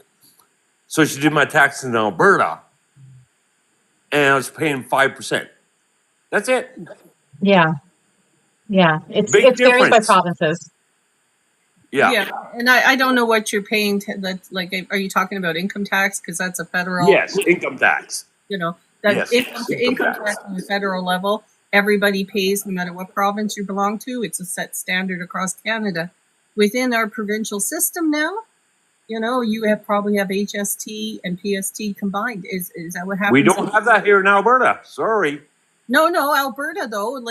Alberta is part of a social contract in the Federation of Canada, and those in with provinces who are have-nots like New Brunswick, then the sharing and the redistribution of wealth because of our social contract with the Federation means that Alberta at times has given more money. You don't pay that here in Alberta. But there's a privilege of why that doesn't get paid in Alberta compared to what's happening in terms of resource work in New Brunswick and bringing in revenue. There's a lot of people that comes out here to Alberta, and if they don't have a residence here in Alberta, which I have a residence, if they don't have a residence and then they turn around and they come to Fort McMurray and they go work the oil patch and whatnot, and then they go back home to PEI, Nova Scotia, New Brunswick, and they have their residencies there, their taxes are going to be through the roof. Yep. That's the difference. I'm sorry. Hey, is that legal to do? What do you mean, legal? Of course it's legal. Okay. I don't know anything about interprovincial. Well, I shouldn't say I don't know anything, but I know very little about how those taxes are. So I can't really comment on it myself, the interprovincial stuff. I was just going to ask that we just brought up Prairie Princess. I got two resumes. Yeah. Well, not about this topic, but okay. Go ahead. I just thought it'd be better to speak about it. I only have 20 minutes because I have to go to the store and manage something. So I was mentioning how I'm just irritated today because, and it's usually because somebody says one thing and you know how that just snowballs everything in your head and you're just become so mad. So we've been listening to the convoy crowd for 3 years now. They're grifting, their patriotism, we're fighting for Canadians. They created this division in Canada and they created all this chaos and and they have all this merchandise, and they just created this whole new thing that we just can't get rid of. And then today I wake up and I see this post from Tamara Leach, and it literally put me in a state of being so mad that I'm just not handling it very well, because I'm mad. I mean, I'm 2 hours from her. I would love to drive there and tell her exactly how I feel. But she goes and makes this post that says, "Elbows up has got to be the stupidest slogan I've ever heard of." And I'm like, it's a hockey term to mean to fight. And it came from, it's an old hockey term, but Mike Myers, a proud Canadian, showing that Canada's going to fight against Trump as a true Canadian. And the people who've been like grifting millions of dollars and claiming to be the only people who care said that. And I'm just like livid today. I can understand that. And I was actually looking at who Tamara Leach is, because my memory, not the best. And she was the organizer, right, of the Freedom Convoy? Yes, she was. Yeah. So, and then you'll see PP doing this too with his Canada First and wrapping himself in a flag all of a sudden. You know, he's trying to jump on the Patriot train, where he's been telling us that we've broken, well, he's been illegally campaigning for the last 2 years. So, what do you know what I mean? It's frustrating to see it get hijacked. Pardon me? Well, because they've overtaken our lives for 3 years. That they are the ones that we're supposed to go to. We're supposed to look to them. They're the ones fighting. And we should be like going against, of course, Trudeau and the Liberals. And obviously that's not true. But I mean, the fact is, they took a lot of Canadians and took them for themselves as being the only true Canadians. And then that one line, it's like it just demolished and it made it look like it was a total waste of the past 3 years. And yet all of us are still arguing with convoy people who don't get it. And then she said that one thing, and it's like, you wasted all of our times and divided Canada for 3 years, and you're not even talking like you care about Canada. Mm-hmm. And like basically pooping all over Trudeau, which I don't like. I think he did a very good job under the circumstances. Nobody said he was perfect. Nobody's going to say that he never made mistakes. But I think under the circumstances, we came out of COVID better than most of the G7 countries, financially. Sure. Like we did okay. Is our economy great right now? No, nobody's economy is great right now. That's part of COVID, right? Go ahead, Mrs. Prairie Princess. You know, Tamara Leach has spent the last 3 years in far right-wing circles internationally. She has been a guest in Turkey. She has been a guest by the AFV, is it, in Germany? Yeah. Like, she was speaking, and she is a guest speaker at all these far right wing conferences and things like that. Like, she has basically abandoned any like, she's gone into full blown nationalism when it comes to white supremacy and stuff like that across Canada, and she has joined that movement. Right? Well, you know what makes me mad is there's so many people that followed them for the past 3 years. Like, there's some of those people are following them to those right wing, like, we support the AFD and we want them to win and we support Trump, and it's like those people that followed her because they claim to be so true patriots of Canada are also following her to the wrong side. And then it's just like, it's so funny because I know her crap is not true. And I know her past, even before COVID, was, I mean, she used to share videos about the Clarion Project, which is anti-Muslim in the United States. But to have that one line almost like drive the nail in the coffin for me today, to make me so mad, it's like, you people need to be called out for the fact that you corrupted Canadians for 3 years. And now it's like, you know. Yeah, let it roar. Let it fucking roar. Here's a woman that's working against women on International Women's Day, right?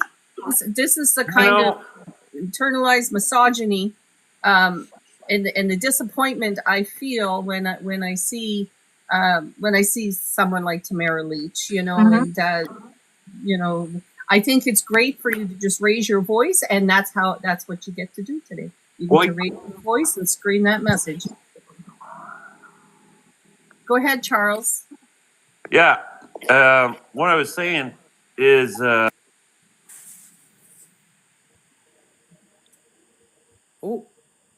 did he get bumped off? I didn't bump him. No, I've seen that happen the past couple of days where people just lose their connection. Yeah. Well, if you want to come back up, Charles, just request up. I didn't bump you, so. You dropped. You might. There's so many ways it can happen, especially on your phone. I've done it in lives myself many times. Yeah. Just press the wrong button and boom. Yeah, you're gone.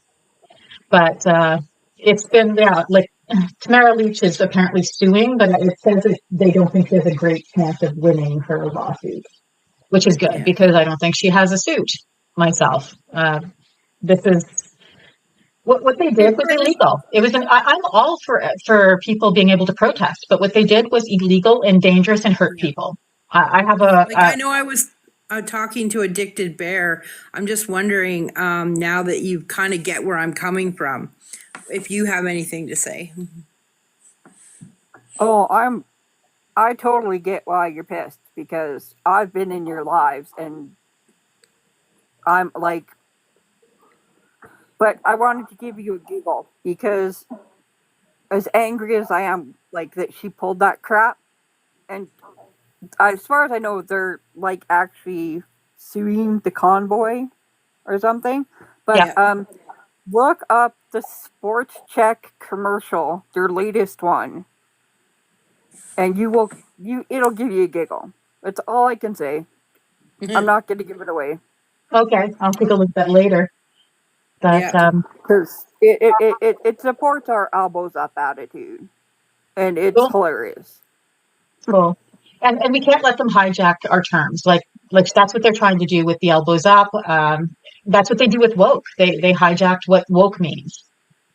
Woke is a fairly old term that has its roots in as a Black idiom in the United States, and it really just meant to be awake to injustice. Our flag. Pardon me?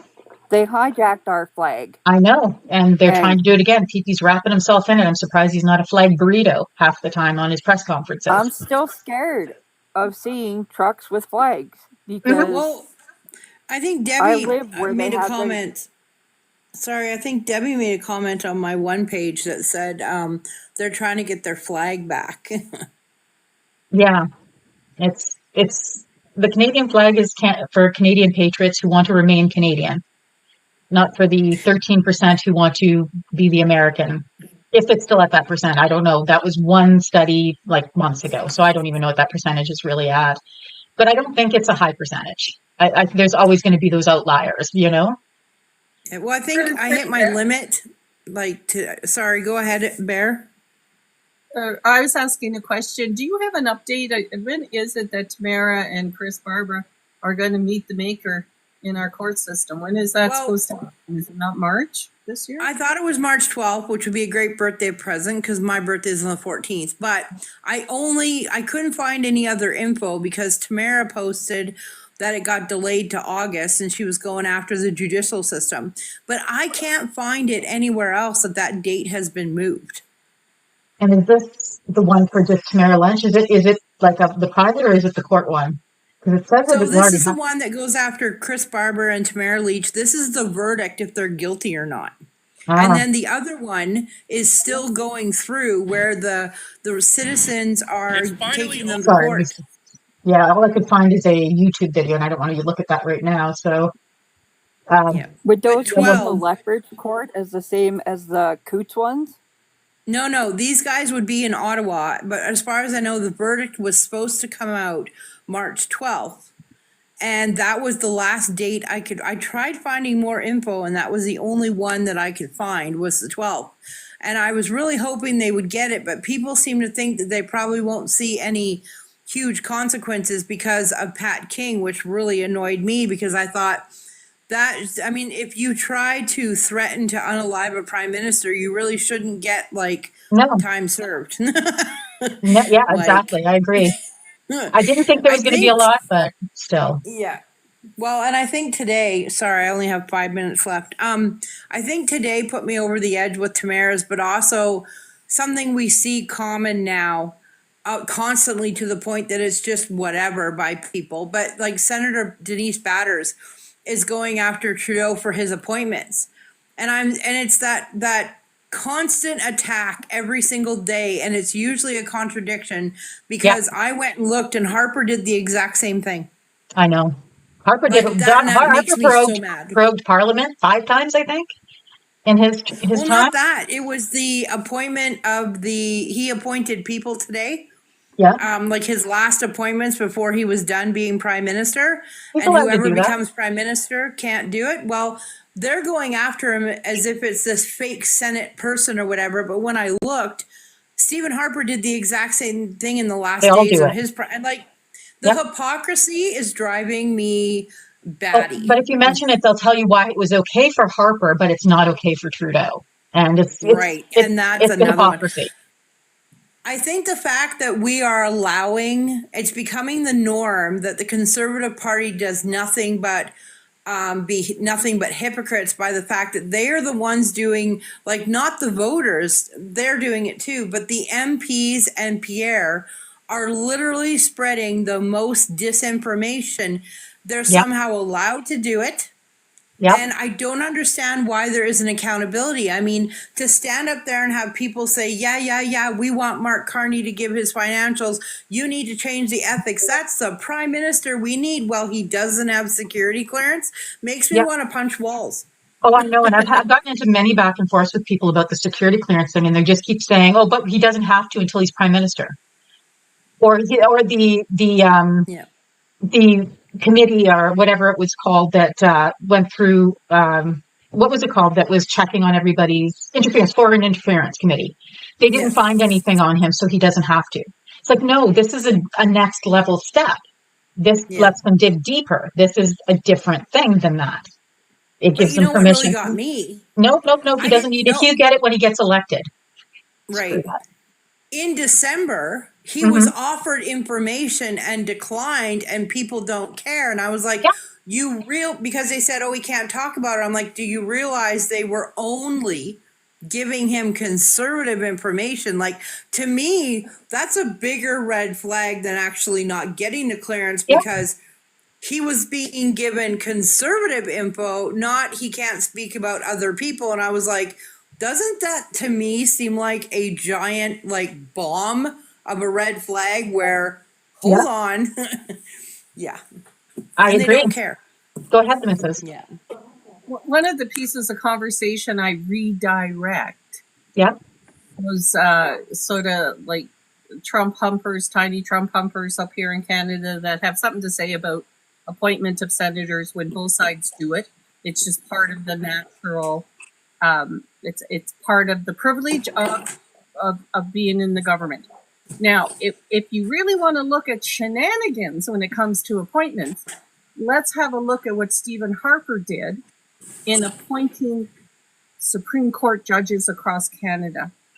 When he was in power, he went and because he had a majority government, he rebuilt the formula because a Supreme Court judge has to go in front of a committee. That committee is legislated to have an interdisciplinary team that's going to offer a balanced bias situation in terms of how they make their selection. Stephen Harper manipulated, it's a huge story. Audrey McLaughlin walked across the floor like it was a big thing in Parliament because of what he was doing. I found out this story when I seen what Trump was doing, stacking the Supreme Court.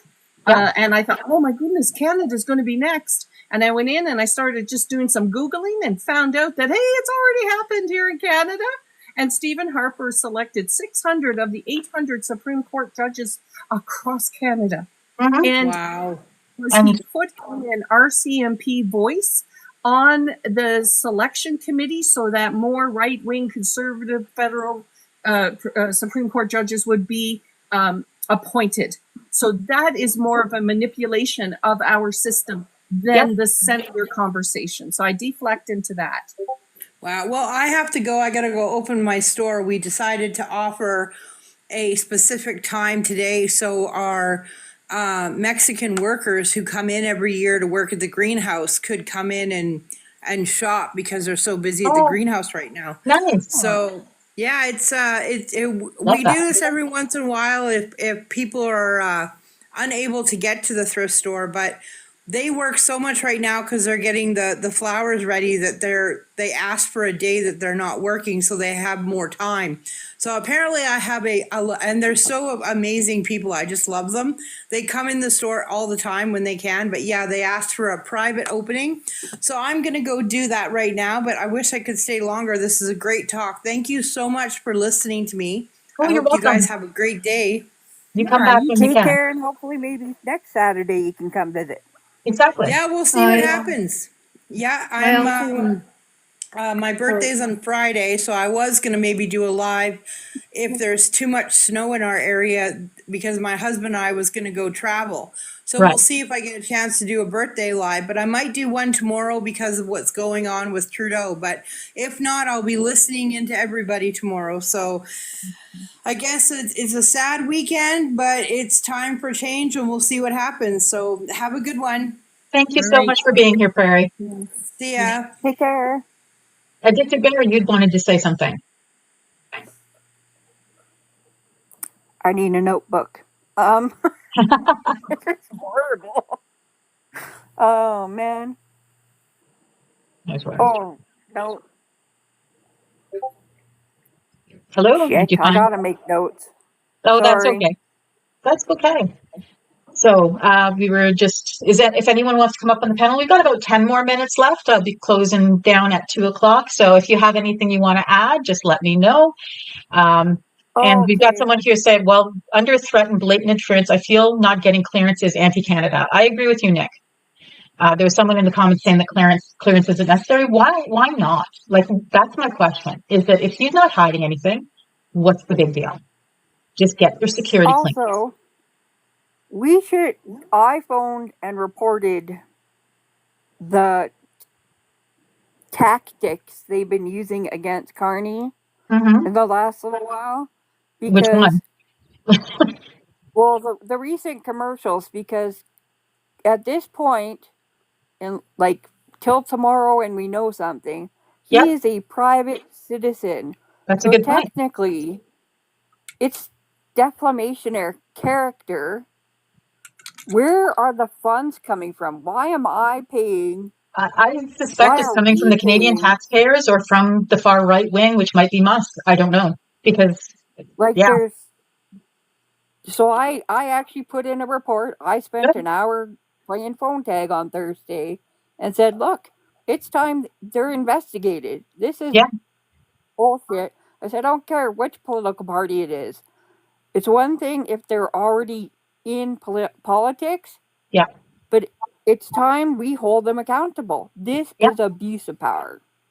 Yeah. I agree. And is it even something I was reading this morning that I've been wondering about but haven't had time to look into, so maybe one of you know the answer to this question. Is it illegal in Canada for PP to have been campaigning for the past 2 years when there is no election being called yet? And when I talked to them, they said no. Because I asked that. I'm like, as far as I know, we are not supposed to be campaigning unless it's 3 months before the date or something like that. But there's a difference between commercials and I guess yard signs. And I was like, you've got to be. Who cares about the yard signs? Nobody makes a decision based on yard signs. It's the commercials they see. That's bullshit. Well, because he's been he should be working as the opposition. He's been spending the last 2 years running across Canada campaigning. Like, I don't see how that is okay. And it's probably on our dime. I don't know that for sure, but probably. Go ahead, the missus. Yeah, it's definitely, pieces of it have definitely been on our dime, and he's found loopholes within our parliamentary norms. So the way he's been able to do the rallies is he's been able to bill taxpayers underneath that it's activities under his leadership as the opposition party. And the big loophole was having spouses and expenses paid along the way. Like it has literally cost millions and millions of dollars every quarter for these. The Conservatives are allowed to go across Canada and make connections and build their base and all of those That's kind of different things. than campaigning. Yeah. Yeah, but in terms of the campaigning officially starts when they drop the writ, it's called, right? And so then that's what defines when the campaign phase starts. The action of a rally is usually only held in a campaign writ time frame, but they got away with taxpayers paying for their rallies across Canada by using a tax loophole where they could bill underneath their business as part of the opposition.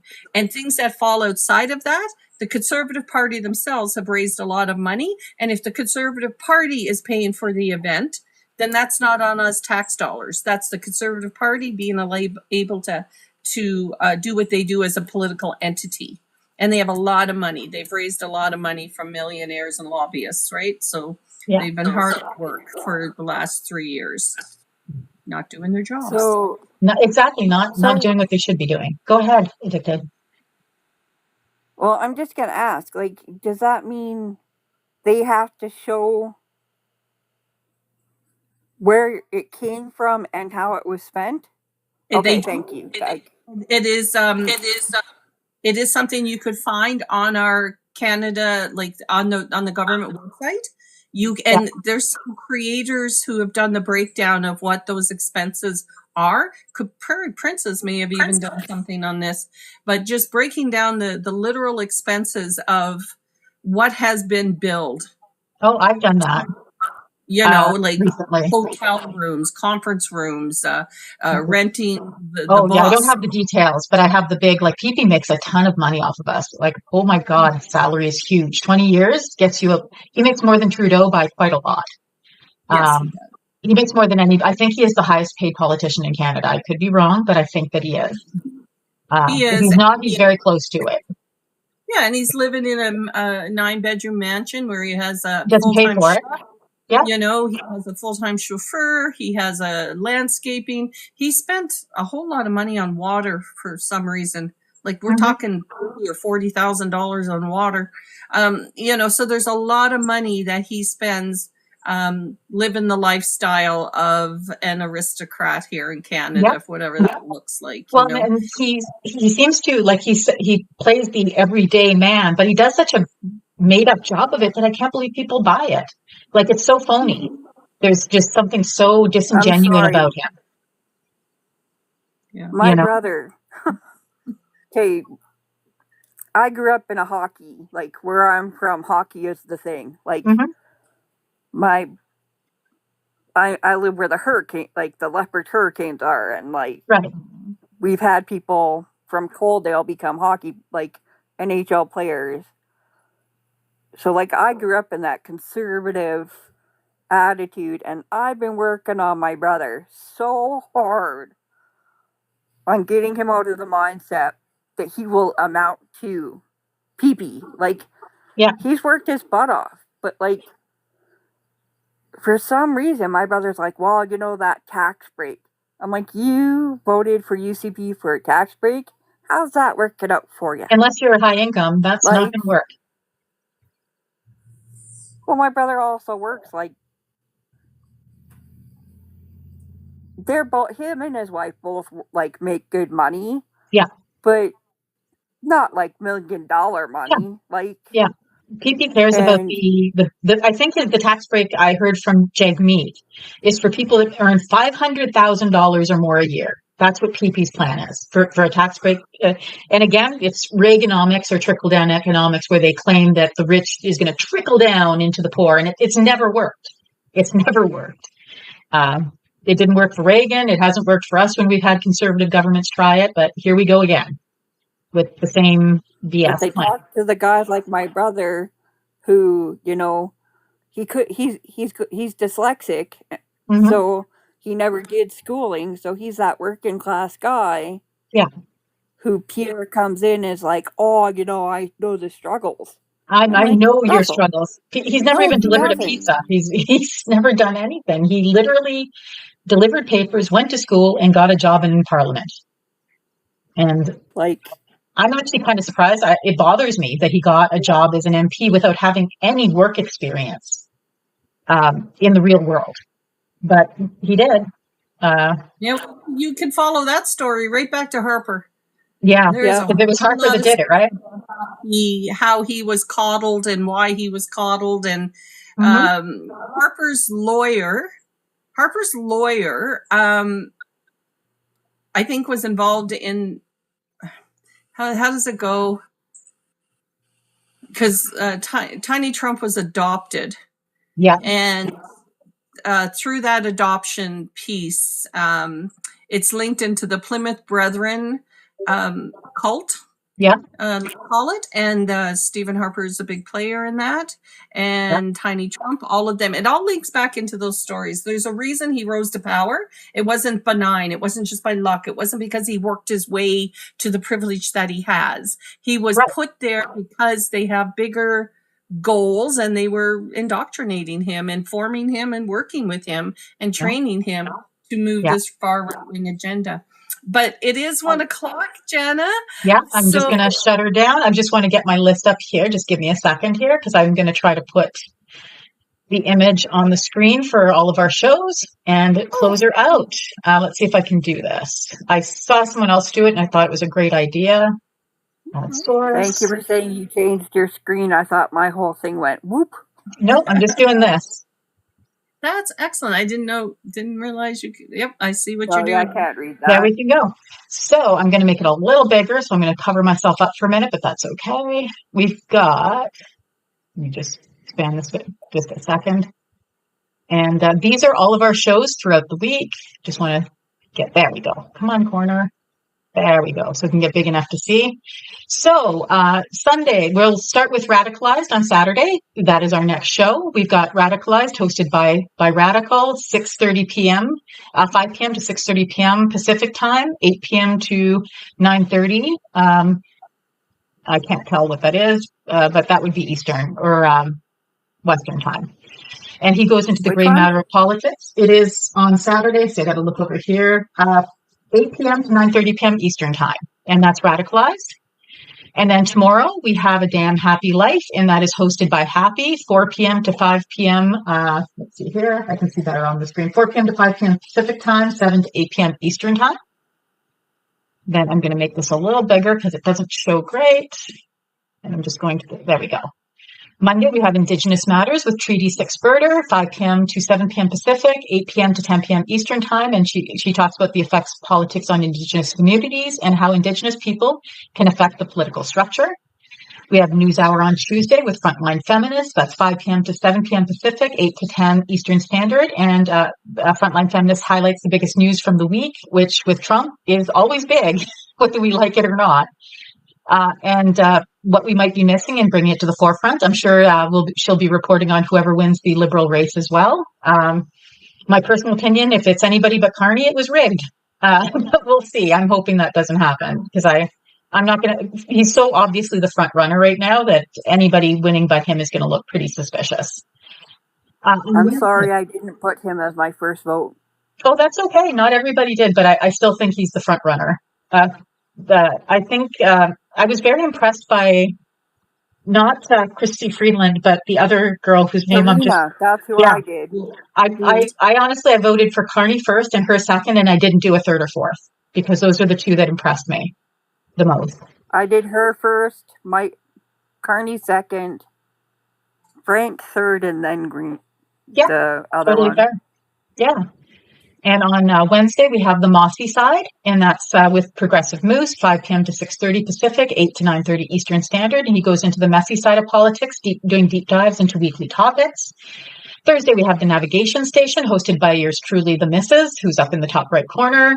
That's 1 to 2:30 p.m. Pacific, 4 to 5:30 Eastern. And that's education, resources, and solutions to help people navigate the Canadian political landscape. So that's a great show. We've got Truth Through Discourse with Mrs. Radical in the evening, 5 to 6:30 p.m. Pacific, 8 to 9:30 Eastern Time, and that's just weekly discussions on relevant news topics and social issues. And then finally on Friday, we have Canadian history with the Purple Crayon, and that's hosted by Pixie Lee, 2 to 3:30 p.m. Pacific, 5 to 6:30 Eastern. And that's Canada's history prior to being Canada, with a focus on BIPOC perspectives. And we have Polititalk with Nerdy. That is our only forum where we do debates with right wing. And that's 5 p.m. to 11 p.m. Pacific, 8 to 2 a.m. Eastern Standard Time. Goes up to 6 hours, and that's weekly debates over politics and societal issues focusing on Canada and including the United States. So there we go. That is all of our shows. And thank you guys so much for coming today. Really appreciated, loving seeing you here. And we will see you next week. Have a great one, everyone.